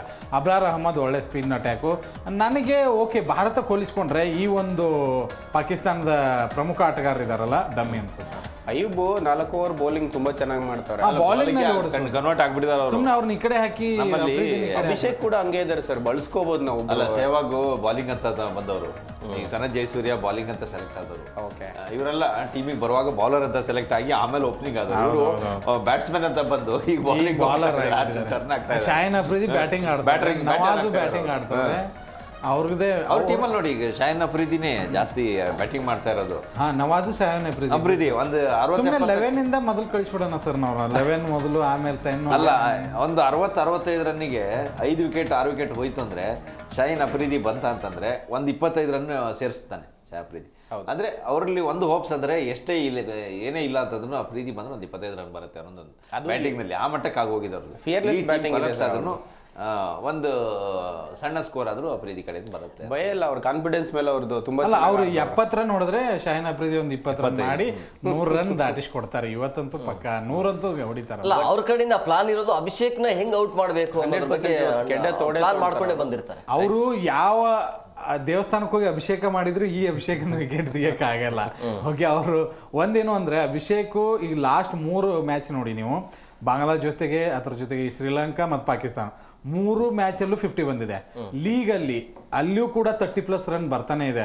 ಈಗ ಎಂಥ ಫಾರ್ಮಲ್ಲಿ ಇದ್ದಾರೆ ಅಂದರೆ ಅವ್ರನ್ನ ತೆಗೆದ್ರೆ 50%. ಪ್ರೇಮ್ ಅವಾಗಲೇ ಹೇಳಿದ್ರು 50% ಮ್ಯಾಚೇ ಹೊಡೆದಂಗೆ ಅಂತ ಹೇಳಿ. ನಾನು ಅದನ್ನು ಒಪ್ತೀನಿ ಆ್ಯಕ್ಚುಲಿ. ಆದರೆ ಅಭಿಷೇಕದ ಒಂದು ಲೂಪಸ್ ನಾನು ಕಳೆದ 2-3 ಮ್ಯಾಚಲ್ಲಿ ನೋಡಿರೋದು, ಸ್ಪಿನ್ನಿಗೆ ಅವರಿಗೆ ಲಾಂಗ್ ಆನ್ ಲಾಂಗ್ ಆಫ್ನಲ್ಲಿ ಹೊಡೆಯೋದು ಕಷ್ಟ ಆಗ್ತಾ ಇದೆ. ಸ್ಪಿನ್ ಬಾಲಿಗೆ ಅವ್ರು ನೋಡ್ಕೊಂಡು ಆಡಿದ್ರೆ ಮಾತ್ರ ಲಾಂಗ್ ಆನ್ ಲಾಂಗ್ ಆಫ್ ಹೊಡಿಯೋಕೆ ಹೋಗ್ಬಾರ್ದು. ಯಾಕಂದರೆ ಸ್ಪಿನ್ ಬಾಲಿಗೆ ಟೈಮಿಂಗ್ ಆಗಬೇಕು, ತುಂಬ ಸ್ಲೋ ಬಾಲ್ ಇರುತ್ತೆ, ಅದನ್ನು ಟೈಮಿಂಗ್ ಆಗಿ ಸ್ಟ್ರೆಂತ್ ಹಾಕಿ ಹೊಡೆದ್ರೆ ಮಾತ್ರ ಅದು ದೊಡ್ಡ ಗ್ರೌಂಡ್ ಇದೆ. ಲಾಂಗ್ ಆನ್ ಲಾಂಗ್ ಆಫ್ ಅಂತೂ ತುಂಬ ದೊಡ್ಡದಾಗತ್ತೆ. 75 ಮೀಟರ್ನ ದಾಟಿಸುವಂಥ ಪರಿಸ್ಥಿತಿ ಕಷ್ಟ ಆಗುತ್ತೆ. ಇಲ್ಲ ಅಂತಂದರೆ ಅಭಿಷೇಕನ ಔಟ್ ಮಾಡೋದು ಸ್ವಲ್ಪ ಕಷ್ಟ. ಸರ್ ಅವ್ರನ್ನ ಔಟ್ ಮಾಡ್ಬೋದೇನೋ, ವೀಕ್ನೆಸ್ಗಳ ಮೇಲೆ ಆಡ್ತಾ ಇಲ್ಲ. ಈಗ ಸೂರ್ಯಗೆ ನಾವು ಸ್ಟ್ರೆಂತ್ ಇದೆಲ್ಲೇ ವೀಕ್ನೆಸ್ ಇದೆ, ಅದೆಲ್ಲೇ ಬೋಲ್ ಹಾಕೋ ಪ್ರಯತ್ನ ಮಾಡ್ತಾರೆ. ಬಟ್ ನೀವು ಅಭಿಷೇಕ್ ಶರ್ಮಾಗೆ ಇಂಥದೇ ಒಂದು ಏರಿಯಾ ಅಂತ ಸೆಲೆಕ್ಷನ್ ಇಲ್ಲ ಅವರಿಗೆ. ಜೊತೆಗೆ ನಿಮ್ಗೆ ಈ ಬಾಲ್ ಅಷ್ಟೇ ಅವ್ರ ಫೇವ್ರೇಟ್ 6 ಹೊಡಿತಾರೆ, ಇಲ್ಲೇ ಹೊಡಿತಾರೆ ಅನ್ನೋದು ಏನೂ ಇಲ್ಲ. ಜೊತೆಗೆ ಭಯ ಇಲ್ಲ. ಆತನ ಕಣ್ಣು ನೋಡಿ ಇವಾಗ ನಮಗೆ ಗವಾಸ್ಕರ್ ಅದನ್ನ ಹೇಳ್ತಾ ಇದ್ರು, ಐ ಕಾಂಟ್ಯಾಕ್ಟ್ ಇರಬೇಕು ಅಂತ. ಅವ್ರ ಬಾಲ್ 6ಗೆ ಕನೆಕ್ಟ್ ಮಾಡೋದ್ರಿಂದ ರೀಚ್ ಆಗಲ್ವರೆಗೂ ಅವ್ರು ಅದೇ ಬಾಲ್ ಮೇಲೇನೆ ಕಾಂಟ್ಯಾಕ್ಟ್ ಇಟ್ಕೊಂಡಿರ್ತಾರೆ. ಅಂದ್ರೆ ಗ್ಯಾಲರಿಗೆ ಹೋಗಿ ಬೀಳೋವರೆಗೂ ನೋಡ್ತಾರೆ ಆ ಬಾಲ್ನ. ಅಂದ್ರೆ ಅಷ್ಟು ಪರ್ಫೆಕ್ಟ್ ಆಗಿದ್ದಾರೆ. ಹಾಗಾಗಿ ನಿಮಗೆ ವೀಕ್ನೆಸ್ ಹುಡುಕಕ್ಕೆ ಆಗಲ್ಲ ಪಾಕಿಸ್ತಾನಕ್ಕೆ. ಏನು ನೋಡಿ, ಶಾಹಿನ್ ಶಾ ಅಫ್ರಿದಿ LBಗೆ ಬಲೆ ಕೆಡಗ್ತಾರೆ. ನಮ್ಮ ಓಪನರ್ಗಳನ್ನ ರೋಹಿತ್ ಶರ್ಮನು ಹಾಗೆ ಮಾಡಿದ್ದವರು. ಒಂದು LBಗೆ 1-2 ವಿಕೆಟ್ ತೆಗೆದ್ಬಿಡ್ತಾರೆ ಅವ್ರಿಗೆ. ಬಟ್ ಇವ್ರೇನ್ ಮಾಡ್ತಾರೆ, ಫ್ರಂಟ್ ಪುಟ್ ಬಂದು ಆಡ್ತಿದ್ದಾರೆ ಅವರಿಗೆ. ಇನ್ ಯಾವ LB ಬಲೆ ಕೆಡಗ್ತೀರಾ ನೀವು? ಹಾಗಾಗಿ ಯಾವುದೇ ವೀಕ್ನೆಸ್ ಇಲ್ಲ ಅವರಿಗೆ. ಏನಾದ್ರೂ ವಿಕೆಟ್ ಹೋದ್ರೆ ಬೈ ಲಕ್ ಅದು ಪಾಕಿಸ್ತಾನದ ಅಂತ ಹೇಳ್ಬೋದು. ಬಟ್ ಅಲ್ಲಿ ಪಾಕಿಸ್ತಾನಕ್ಕೆ ಸ್ಟ್ರೆಂತ್ ಏನು, ವೀಕ್ನೆಸ್ ಸುಮಾರು ಇದಾವೆ. ಬಟ್ ಅವ್ರ ಕಡೆ ಸ್ಟ್ರೆಂತ್ ಅನ್ನೋದಾದ್ರೆ ಇದೆಯಾ? ಸ್ಟ್ರೆಂತ್ ಯೂಟ್ಯೂಬ್ ಅಲ್ಲಿ ಇದು ಕುತ್ಕೊಂಡು ಬೈಯೋದಷ್ಟೇ ಅವ್ರದ್ದು. ಬೇರೆ ಏನು ಕಾಣಿಸ್ತಾ ಇದೆ ನಿಮಗೆ ಅವ್ರ ಹತ್ರ? ಬ್ಯಾಟಿಂಗ್ನಲ್ಲಿ ಕೊಲ್ಯಾಪ್ಸು, ಬಾಲರ್ಸ್ಗಳು ಬ್ಯಾಟಿಂಗ್ ಆಡ್ತಾ ಇದ್ದಾರೆ ಅನ್ನೋದನ್ನ ಒಂದು ಬಿಟ್ರೆ ಅವ್ರ ಹತ್ರ ಸ್ಟ್ರೆಂತ್ ನನಗೆ ಏನು ಕಾಣಿಸ್ತಾ ಇಲ್ಲ. ಶಾಹಿನ್ ಅಫ್ರಿದಿ ಅವ್ರದ್ದು ದೊಡ್ಡ ಅಸ್ತ್ರ ಅಂತ ಇದ್ದಾರೆ. ಬಟ್ ಭಾರತದ ವಿರುದ್ಧ ನೋ. ಅಭಿಷೇಕ್ ಶರ್ಮಾ ಚಿಂದಿ ಉಡಾಯಿಸ್ಬಿಟ್ಟಿದ್ದಾರೆ. ಹ್ಯಾರಿಸ್ ರಾಪ್ ಅಂತೂ ಸಿಟ್ಟು ಬಂದು ಏನು ಬಾಲ್ ಎಲ್ಲೆಲ್ಲೋ ಹೋಗೋದು ಬೇಕು ಅಂತಾನೆ ಸ್ಲೆಡ್ಜಿಂಗ್ ಮಾಡೋದಕ್ಕೆ ಹೋಗ್ತಾ ಇದ್ದಾರೆ. ಅಷ್ಟು ಅವ್ರನ್ನ ಹೊಡಿತಾ ಇದ್ದಾರೆ. ನನಗೆ ಪಾಕಿಸ್ತಾನದ ಹತ್ರ ಯಾವುದೇ ಒಂದು ಸ್ಟ್ರೆಂತ್ ಕಾಣಿಸ್ತಾ ಇಲ್ಲ, ಬ್ಯಾಟಿಂಗ್ನಲ್ಲೂ ಕಾಣಿಸ್ತಾ ಇಲ್ಲ. ಮತ್ತು ಹ್ಯಾರಿಸ್ ಅವನು ಏನು ಕ್ಯಾಚ್ ಬಿಟ್ಟಾಗ ಹೊಡೆದ್ರು ಅಂತ ಹೇಳಿದ್ರಲ್ಲ, ಅವ್ರು ಹೇಗೆ ಅಂತಂದರೆ 50 ಬಾಲಿಗೆ 60 ಹೊಡಿಯೋರು ಇದ್ದಾರೆ, 30 ಅಥವಾ 25 ಬಾಲಿಗೆ 50 ಅಥವಾ ಹಿಂಗೆ ಹೊಡಿಯೋರು ಯಾರೂ ಇಲ್ಲ ಅವ್ರ ಹತ್ರ. ಸೈಮ್ ಅಯ್ಯೂಬ್ ಆ ಒಂದು ಕ್ಷಮತೆ ಇದೆ, ಬಟ್ ಓವರ್ ಕಾನ್ಫಿಡೆನ್ಸ್ ಇದೆ. ಆ ಒಂದು ಓವರ್ ಕಾನ್ಫಿಡೆನ್ಸ್ ಇಂದ ಬ್ಯಾಕ್ ಟು ಬ್ಯಾಕ್ ಅಂದ್ರೆ ಭಾರತ ವಿರುದ್ಧ ಆಡುವಾಗ ಪ್ರೆಷರ್ಗೆ ಬೀಳ್ತಾರೆ. ಒತ್ತಡ, ಸಿಕ್ಕಾಪಟ್ಟೆ ಒತ್ತಡ ಇರುತ್ತೆ. ಅವ್ರ ದೇಶದ ಸಾಮಾನ್ಯ ಅವ್ರ ಅಭಿಮಾನಿಗಳಿಗಿಂತ ಹೆಚ್ಚಾಗಿ ಹಳೆ ಆಟಗಾರರಲ್ಲ, ಅವ್ರ ಒತ್ತಡನೇ ಜಾಸ್ತಿ ಇವರಿಗೆ. ಅವ್ರು ಏನು ಹೇಳ್ತಾರೋ, ನಾಳೆ ದಿನ ಮತ್ತಿನ್ನೇನು ಮಾತಾಡ್ತಾರೋ, ಟೀಮಿಂದ ಇವ್ರನ್ನ ಹೊರಗಾಕಿ ಅವ್ರನ್ನ ಹೊರಗಾಕಿ ಅಂತ ಈ ರೀತಿಯ ಒತ್ತಡಗಳು ಅವ್ರ ಮೇಲೆ ತುಂಬ ಇರೋದ್ರಿಂದ ಭಾರತ ವಿರುದ್ಧ ಗೆಲ್ಲೇಬೇಕು ಅನ್ನೋ ಒಂದು ಪ್ರೆಷರ್ ಇದೆಯಲ್ಲ, ಅದು ಅವರಿಗೆ ಪರ್ಫಾರ್ಮೆನ್ಸ್ ಮಾಡೋಕ್ಕೆ ಬಿಡಲ್ಲ. ಅವ್ರ ಮೈಂಡ್ ಎಲ್ಲೆಲ್ಲೋ ಹೋಗ್ತಾ ಇರುತ್ತೆ. ಈ ಬಾಲಿಗೆ ಹೆಂಗೆ ಹೊಡಿದೆ ಆ ಬಾಲನ್ನು ನೋಡೋ ಟೈಮ್ನಲ್ಲಿ ಇವ್ರಿಗೆ 10 ಚಿತ್ರಗಳು ಬರ್ತವೆ. ಪಾಕಿಸ್ತಾನದ TV ಹೊಡಿಯೋದು, ಕಲ್ಲಿಸೋದು, ಇನ್ನೊಂದು ಕಡಿಮೆ ಮಾಡಿಬಿಟ್ಟಿದ್ದಾರೆ. ಈಗ ಹೊಡೆದ್ಬಿಟ್ರೆ ದುಡ್ಡೇ ಇಲ್ಲಲ್ಲ ತಗೊಳಕ್ಕೆ. ಅಲ್ಲ, ಇದು ಮ್ಯಾಚ್ ಸೋತ್ರು ಅಂತ ತಿಳ್ಕೊಳ್ಳಿ. ಈಗ ಪ್ರತಿ ಮ್ಯಾಚು ಅಲ್ಲಿ ಆ ಪಿಚ್ಗೆ ಹೋಗಿ ಪಾಕಿಸ್ತಾನ ಫ್ಯಾನ್ಸ್ ನೋಡ್ತಾರಲ್ಲ, ಅವ್ರ ಮನಸ್ಥಿತಿ ಹೇಗಾಗಬಾರ್ದು ಅಂತ. ಓಕೆ, ಮನೇಲಿ ಕೂತ್ಕೊಂಡು TV ಹೊಡಿಯೋದು ಬೇರೆ. ಪ್ರತಿ ಸರಿ ಹೋದಾಗ ನಾನಂತೂ ನನಗೇನು ಗೊತ್ತಾ, ಒಂದು ಕೆಟ್ಟ ಹವ್ಯಾಸ ನನಗೆ. ಮ್ಯಾಚ್ ಪಾಕಿಸ್ತಾನ ಮೇಲೆ ಗೆದ್ದ ಮೇಲೆ ಪಾಕಿಸ್ತಾನ ಮೀಡಿಯಾನ ಒಂದು ಸ್ವಲ್ಪ ನೋಡ್ತೀನಿ ನಾನು, ಯಾರ್ಯಾರು ಏನೇನಂತ. ನಾವೇ ಗೆದ್ದಿದ್ದೀವಿ ಅಂತ ಬ್ರೇಕಿಂಗ್ ಅಲ್ಲಿ ಅವ್ರ ಕಡೆ ಸೋತ್ರು ಕೂಡ ಅಲ್ಲ, ಲೈವ್ ಇದೆ ಅಲ್ಲ, ಅದಕ್ಕೋಸ್ಕರ ಸೋತ್ವಿ ಅಂತಾರೆ. ಲೈವ್ ಇಲ್ಲದೆ ಇರೋದು ಎಲ್ಲ ಇದು ತರನೇ ನಾವು ಗೆದ್ಬಿಟ್ಟಿದೀವಿ.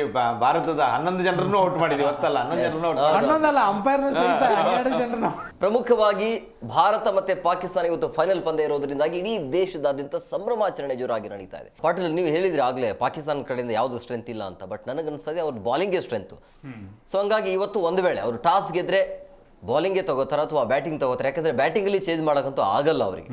ಸೊ ಬಾಲಿಂಗೇ ಸ್ಟ್ರೆಂತ್ ಇರೋದ್ರಿಂದಾಗಿ ಆ ರೀತಿಯ ಪ್ಲಾನ್ ಇರುತ್ತಾ ಹೇಗೆ? ಖಂಡಿತ ಇದ್ದಿದ್ರಲ್ಲೇ ಒಂದು ಸ್ವಲ್ಪ ಬಾಲಿಂಗ್ ಬೆಟ್ರು ಬೇರೆ ಎಲ್ಲದಕ್ಕೂ ಹೋಲಿಸ್ಕೊಂಡ್ರೆ. ಯಾಕಂದರೆ ಬಾಂಗ್ಲಾದೇಶನ ಅಷ್ಟು ಕಡಿಮೆ ಮಾಡಿದ್ರು ರನ್ನು, ಬಟ್ ಅದನ್ನು ವಿನ್ ಮಾಡ್ಕೊಂಡ್ರಲ್ಲ, ಬಾಲಿಂಗ್ನ ಖಂಡಿತವಾಗ್ಲೂ ಪ್ರಶಂಸೆ ಕೊಡಲೇಬೇಕು.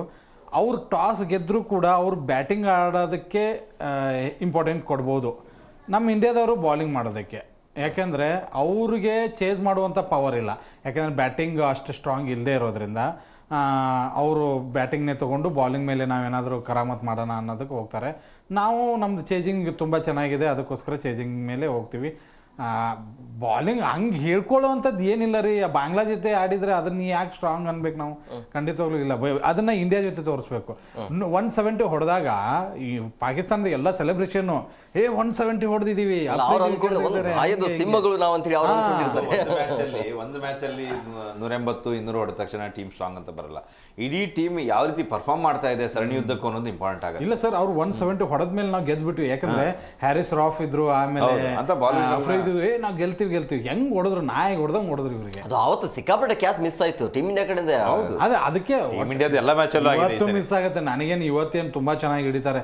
ಯಾರು ಹಿಡಿತಾ ಇದಾರೆ ಕ್ಯಾಚ್? ಲಾಸ್ಟ್ ಸೂಪರ್ ಓವರ್ ಅಲ್ಲಿ 2 ಕ್ಯಾಚ್ ಬಂತು. ಯಾರು ಹಿಡಿದ್ರು ಗೊತ್ತಾ? ರಿಂಕು ಸಿಂಗು, ಆಮೇಲೆ ಜಿತೇಶ್ ಶರ್ಮಾ ಹಿಡಿದಿರೋದು.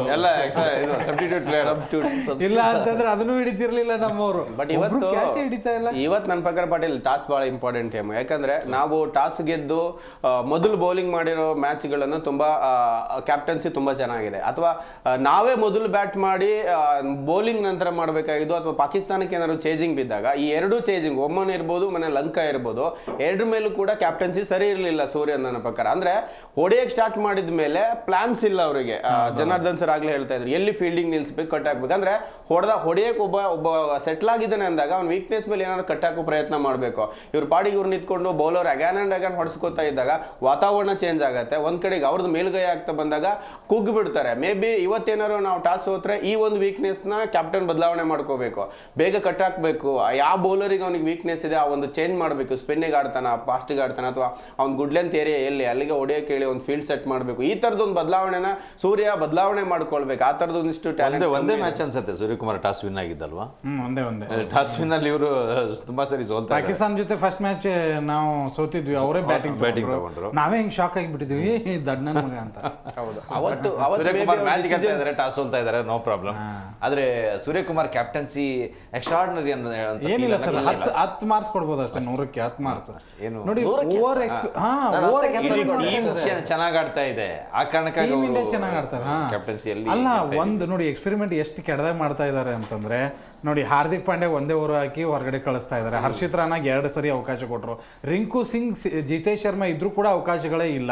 ಆಮೇಲೆ ನಮ್ಮ ಅಭಿಷೇಕ್ ಶರ್ಮಾ ತುಂಬಾ ಚೆನ್ನಾಗಿ ಆಡ್ತಾ ಇದ್ದಾರೆ. ಒಂದು ಮ್ಯಾಚ್ ಎಷ್ಟು ಕೊಡ್ಬೋದಾಗಿತ್ತಲ್ಲ, ಮತ್ತೆ ಯಾಕೆ ನೀವು ಅವ್ರನ್ನ ಆಡ್ಸೋದಕ್ಕೆ ಹೋದ್ರಿ? ಮತ್ತೆ ಹೆಂಗೆ ಬೌಲರ್ಗಳನ್ನ ಹೆಂಗೆ ಯೂಸ್ ಮಾಡ್ಕೋತಾ ಇದ್ದಾರೆ ಅಂದ್ರೆ, ಯಾರು ಎಷ್ಟಾದ್ರೂ ಹೊಡಿಲಿ, ಇವ್ರು ತುಂಬಾ ಸ್ಟ್ರಾಂಗು, ಇವ್ರಿಗೆ ಹೊಡಿಯೋಕ್ಕಾಗಲ್ಲ ಅಂತವ್ರೆ. ರಿಪೋರ್ಟ್ ಏನು ಹೇಳುತ್ತೆ ಇವತ್ತಿಂದು batting friendly pitch. Okay, Dubai ಅಂಗಳ ಖಂಡಿತವಾಗ್ಲೂ ಬ್ಯಾಟಿಂಗ್ ಫ್ರೆಂಡ್ಲಿ ಪಿಚ್ಚು. ಶಾರ್ಜಾ ತರ ಅಥವಾ ಅಬುದಾಬಿ ತರ ಚೇಸಿಂಗ್ ಸ್ವಲ್ಪ ಹೆಲ್ಪ್ ಆಗುತ್ತೆ. ಯಾಕಂದ್ರೆ ನೀವು ಅದನ್ನ ಶ್ರೀಲಂಕಾದಲ್ಲೂ ನೋಡಿದೀರಾ, ಓಮನ್ ಪಿಚ್ ಅಲ್ಲೂ ನೋಡಿದೀರಾ. ಬಟ್ ಇವತ್ತು ಡಿವ್ ಇಲ್ಲ ಇವತ್ತು. 2-3 ದಿನದಿಂದ ಡಿವ್ ಬೀಳ್ತಾ ಇಲ್ಲ ಅದರಲ್ಲಿ. ಫಸ್ಟ್ ಬ್ಯಾಟಿಂಗ್ ಮಾಡಿದ್ರು ಏನು ಪ್ರಾಬ್ಲಮ್ ಇಲ್ಲ. ನಮ್ಗೆ ಏನಾದರೂ ಟಾಸ್ ನಾವು ಸೋತ್ವಿ ಅಂತಂದರೆ 100% 180 ಅಥವಾ 200+ ಹೊಡಿತೀವಿ, ನೋ ಡೌಟ್ ಅದರಲ್ಲಿ. ಆದರೆ ಚೇಜಿಂಗ್ ಮಾಡೋ ತಂಡಕ್ಕೆ ಒಂದು ಲಾಭ ಅಂತೂ ಖಂಡಿತವಾಗ್ಲೂ ಆಗುತ್ತೆ. ಯಾಕಂದರೆ ಒಂದು ಸ್ವಲ್ಪ ಇಬ್ಬನಿ ಬಿತ್ತಂದರೆ ಇನ್ನೂ ಜಾಸ್ತಿ ಲಾಭ ಆಗುತ್ತೆ. ಚೇಜಿಂಗ್ ಮಾಡೋದಕ್ಕೆ ಇನ್ನೂ ಲಾಭ. ಒಟ್ಟು ಟಾಸ್ ಗೆದ್ರೆ ಫೀಲ್ಡಿಂಗ್ ತಗೊಳ್ಳುವಂಥ ಸಾಧ್ಯತೆ ಜಾಸ್ತಿ. ಇಂಡಿಯಾ. ಬಟ್ ಪಾಕಿಸ್ತಾನ ಅವ್ರ ಸ್ಟ್ರೆಂತ್ ಮೇಲೆ ಹೋಗ್ತೀನಿ ಅಂತಂದರೆ ಅವ್ರು ಬ್ಯಾಟಿಂಗ್ಗೆ ತಗೋತಾರೆ. ಎಷ್ಟು ಟಾರ್ಗೆಟ್ ಕೊಡಬೇಕು? 200 ಕೊಡ್ಲೇಬೇಕು. ಯಾಕಂದ್ರೆ ನಾವು ಶ್ರೀಲಂಕಾ ಮೇಲೆ ಅನುಭವಿಸಿದೀವಿ. ಆ ಒಂದು ಒಬ್ರು ಯಾರಾದ್ರೂ ಶ್ರೀಲಂಕಾನೇ ಜೀವ ಬಾಯಿಗೆ ಬಂದಿಲ್ಲ. ಆಲ್ಮೋಸ್ಟ್ ಅಲ್ಲಿ ಶ್ರೀಲಂಕಾ ಗೆಲ್ಲೋ ಪಂದ್ಯ ಅದು. ಆಲ್ಮೋಸ್ಟ್ ಅಲ್ಲ, ಗೆದ್ದಂತ ಪಂದ್ಯ ಅದು. ಲಾಸ್ಟ್ ಬಾಲ್ಗೆ ಅದು ರನ್ ಓಡಬೇಕಾಗಿದ್ದು ಗೊತ್ತಾಗಲಿಲ್ಲ ಅವರಿಗೆ. ಅದು ಆಯ್ತು. ಅದಕ್ಕಿಂತ ಮುಂಚೆ 4 ಅಷ್ಟು ಹೊಡ್ಕೊಂಡ್ ಬಂದವರು 4 ಓವರಲ್ಲಿ 40 ಹೊಡಿಯಕ್ಕಾಗಿಲ್ಲ ಅವ್ರಿಗೆ. ಒಂದ್ ಪಾಟಿಲಿ ಇವ್ರು ಎಕ್ಸ್ಪೆರಿಮೆಂಟ್ ಮಾಡಲ್ಲ. ಮೊದಲೇ ಜನಾರ್ದನ್ ಸರ್ ಒಳ್ಳೆ ಹಿಟ್ ಮಾಡ್ತಿದ್ದಾರೆ ಎಲ್ಲ ಮೇನ್ ಬೌಲರ್ ಅಂದಾಗ ಬದ್ಲಿ ಬೌಲರ್ ಆಡ್ಸೋರು. ಸೇವಾಗ್ನೋ, ರೈನಾನೋ, ಅಭಿಷೇಕ್ ಶರ್ಮಾ ಬಾಲಿಂಗ್ ಕೊಡಲ್ಲ. ಶ್ರೀಲಂಕಾದ ಮೇಲೆ ರಾಣಾ ಅಷ್ಟು ಫೇಲ್ ಆಗ್ತಿದ್ದಾಗ ರಾಣಾ ನಿಲ್ಸ್ಬಿಟ್ಟು ಒಂದು ಅಭಿಷೇಕ್ ಮಾಡ್ಲೇಬೇಕು. ಯಾಕಂದ್ರೆ ಅವ್ರಿಗೆ ಆ ಮಟ್ಟಕ್ಕೆ ಹೊಡಿತಾ ಇದ್ದಾರೆ. ಅಭಿಷೇಕ್ ಶರ್ಮಾ 4 ಓವರ್ ಬೌಲಿಂಗ್ ಮಾಡ್ತಾರೆ, ಹಾಗಾಗಿ ಅವ್ರಿಗೆ ಹಾಕ್ಸ್ಬೋದಲ್ವಾ ನೀವು? ಮತ್ತೆ ಒಳ್ಳೆ ಲೈನ್ ಲೆಂತ್ ಇದೆ ಅವ್ರದ್ದು, ಸ್ಪಿನ್ ಆಗುತ್ತೆ. ಅಲ್ಲ, ಆ ತರ ಬಾಲಿಂಗ್ ಎಕ್ಸ್ಪೆರಿಮೆಂಟ್ ಅನ್ನ ಸೂರ್ಯಕುಮಾರ್ ಯಾದವ್ ಶ್ರೀಲಂಕಾ ಟೂರ್ ನಲ್ಲೇ ಮಾಡಿದ್ದಾರೆ. ರಿಂಕು ಸಿಂಗು ಅವರೇ ಲಾಸ್ಟ್ 2 ಓವರ್ ಮಾಡಿ ಮ್ಯಾಚ್ ಅನ್ನು ಕೂಡ ಗೆಲ್ಸಿದ್ದಾರೆ. ಇಷ್ಟು ಐಡಿಯಾ ಇದ್ದಂಥವ್ರು ಈ ಕಂಟಿನ್ಯೂ ಯಾವ್ದೊಂದು ಬಾಲರ್ಗೆ ಹಿಟ್ ಮಾಡ್ತಾ ಇದ್ದಾರೆ ಅಂದಾಗ ಅವ್ರನ್ನ ಚೇಂಜ್ ಮಾಡಿ ಬೇರೆಯವ್ರನ್ನ ತರಬೇಕಾದ್ರೆ ಕ್ಯಾಪ್ಟನ್ಸಿಯ ಆ ತಕ್ಷಣದ ಗುಣ ಅದು, ಆ ತಕ್ಷಣದ ಟ್ಯಾಲೆಂಟ್ ಅದು. ಮತ್ತೆ ಇವತ್ತೇನು ಅಂದ್ರೆ ಇವತ್ತು ಹೀರೋ ಆಗೋದಕ್ಕೆ ಒಂದು ಒಳ್ಳೆ ಟೈಮ್ ಎಲ್ಲರಿಗೂ. ಅಭಿಷೇಕ್ ಶರ್ಮಾ ಹೀಗೆ ಹೀರೋ ಆಗಿದ್ದಾರೆ, ಬಟ್ ಇನ್ನೂ ಒಂದ್ ಸ್ವಲ್ಪ ಕ್ರೇಜ್ ಹೆಚ್ಚಿಗೆ ಮಾಡ್ಕೊಳ್ಳೋದಕ್ಕೆ ಇವತ್ತಿನ ಪಂದ್ಯ ತುಂಬಾ ಇಂಪಾರ್ಟೆಂಟ್ ಆಗುತ್ತೆ. ಅದು ಫೈನಲ್ ನಲ್ಲಿ ನೀವು ಕಿರೀಟ ನಿಮ್ ತಲೆಗೆ ಬರಬೇಕು ಅಂದ್ರೆ ಇಟ್ಕೊಳ್ಳೋದಷ್ಟೇ. 40 ಬಾಲ್ ಆಡ್ಬೇಕು ಪಾಟೀಲ್ ಅವ್ರು, ಸಾಕು. 40 ಬಾಲ್ ಆಡಿದ್ರೆ ನಾನು ಅನ್ಕೋತೀನಿ 40 ಬಾಲ್ ಆಡಿ ನೀವು 40 ಅಂದ್ರೆ ಆಲ್ಮೋಸ್ಟ್ ಆಲ್ 80 ರನ್ಸ್ ಇರುತ್ತೆ. ಸ್ಟ್ರೈಕ್ ರೇಟ್ ಅಲ್ಲಿ 300 ಅಲ್ಲಿ ಹೊಂಟಿದ್ದಾರೆ ಅವ್ರು ಈಗ. ಅವ್ರಿಗೆ ಒಳ್ಳೆ ಗಿಲ್ಲು ಅವ್ರ ಒಬ್ಬರದೇ ಪಾಟೀಲ್ 200+ ಈ ಬಾರಿ ತನಕ ಇದ್ರೆ ಏನು ಸಮಸ್ಯೆ ಆಗಿಲ್ಲ. ಇಂಡಿಯಾ ಮುಚ್ಕೊಂಡು ಆರಾಮಾಗಿ 100 ಬಂದ್ರು ಕೂಡ ಅವ್ರದ್ದು 185 ಸ್ಟ್ರೈಕ್ ರೇಟ್ ಇತ್ತು ಅಷ್ಟೇನೆ ತುಷಾರ್ ಇವ್ರದ್ದು. ಅಲ್ಲ, ಸ್ವಲ್ಪ ನಿಂತು ಆಡುವಂತ ಕ್ಷಮತೆಯನ್ನು ತೋರಿಸ್ಬೇಕು ಅವ್ರು ಇವತ್ತು. 50 ಆದ್ಮೇಲೆ ಅವ್ರಿಗೆ ಒಂದ್ ಸ್ವಲ್ಪ ಇದಾಗುತ್ತೆ ಸರ್. ಚಾಲೆಂಜ್ ಇರೋದು. ನಿನ್ನೆ ನೀವು ಏನ್ ಮಾಡಿದ್ರಿ ಇಂಪಾರ್ಟೆಂಟ್ ಆಗಲ್ಲ, ಬಟ್ ಇವತ್ತು ಏನ್ ಮಾಡ್ತೀರಿ? ಫಸ್ಟ್ ಬಾಲ್ ಇವತ್ತು 6. Thank you very much. 3 ಜನಕ್ಕೆ ಇಷ್ಟೊಂದು ಕಾರ್ಯಕ್ರಮಕ್ಕೆ ಜಾಯ್ನ್ ಆಗಿದ್ದೀವಿ. Thank you so much. Yes, ನೋಡಿದ್ರಲ್ಲ ವೀಕ್ಷಕರು, ಇವತ್ತು ಬದ್ಧ ವೈರಿಗಳ ಫೈನಲ್ ವಾರ್ ಇರುವಂತದ್ದು ಪಾಕಿಸ್ತಾನ ಹಾಗೂ ಭಾರತದ ನಡುವೆ. ಮತ್ತೆ ನಾವು 6 ಗಂಟೆಗೆ ಸಿಗ್ತೀವಿ. 6 ಗಂಟೆಯಿಂದ 7 ಗಂಟೆಯ ತನಕ ಹೆಚ್ಚಿನ ಡೀಟೇಲ್ಸ್ ಕೊಡ್ತೀವಿ. ಪಾಕಿಸ್ತಾನದಲ್ಲಿ ಏನೇನು ಆಗ್ತಿದೆ ಅನ್ನೋದ್ರ ಬಗ್ಗೆ ಮಾಹಿತಿ ಬೇಕಲ್ಲ ನಿಮಗೆ. ಸೊ ಹಂಗಾಗಿ ಅಲ್ಲಿ ಏನೇನು ನಡೀತಾ ಇದೆ, ಜೊತೆಗೆ ಇವತ್ತು ಪಾಕಿಸ್ತಾನದಲ್ಲಿ ಮುಂದಿನ ಪಂದ್ಯದಲ್ಲಿ ಅಂದರೆ ಸಂಜೆ 6 ಗಂಟೆ ಒಳಗಡೆ ಪ್ಲೇಯಿಂಗ್ ಲೆವೆನ್ ಹೇಗಿರುತ್ತೆ ಅನ್ನೋದು ಕನ್ಫರ್ಮ್ ಆಗಿ ಗೊತ್ತಾಗುತ್ತೆ. ಸೊ ಹಂಗಾಗಿ 6 ಗಂಟೆಗೆ ಮಿಸ್ ಮಾಡ್ಕೊಳ್ಬೇಡಿ. ಸೊ 6 ಗಂಟೆಗೆ ನಾವು ಮತ್ತೆ ಸಿಗ್ತೀವಿ. ಇದಾಗಿತ್ತು ಇವತ್ತಿನ ವಿಶೇಷ. ಮತ್ತಷ್ಟು ಅಪ್ಡೇಟ್ಸ್ಗಾಗಿ ನೋಡ್ತಾ ಇರಿ ಜಿ ಕನ್ನಡ ನ್ಯೂಸ್. ಸತ್ಯವೇ ಸುದ್ದಿಯ ಜೀವಾಳ.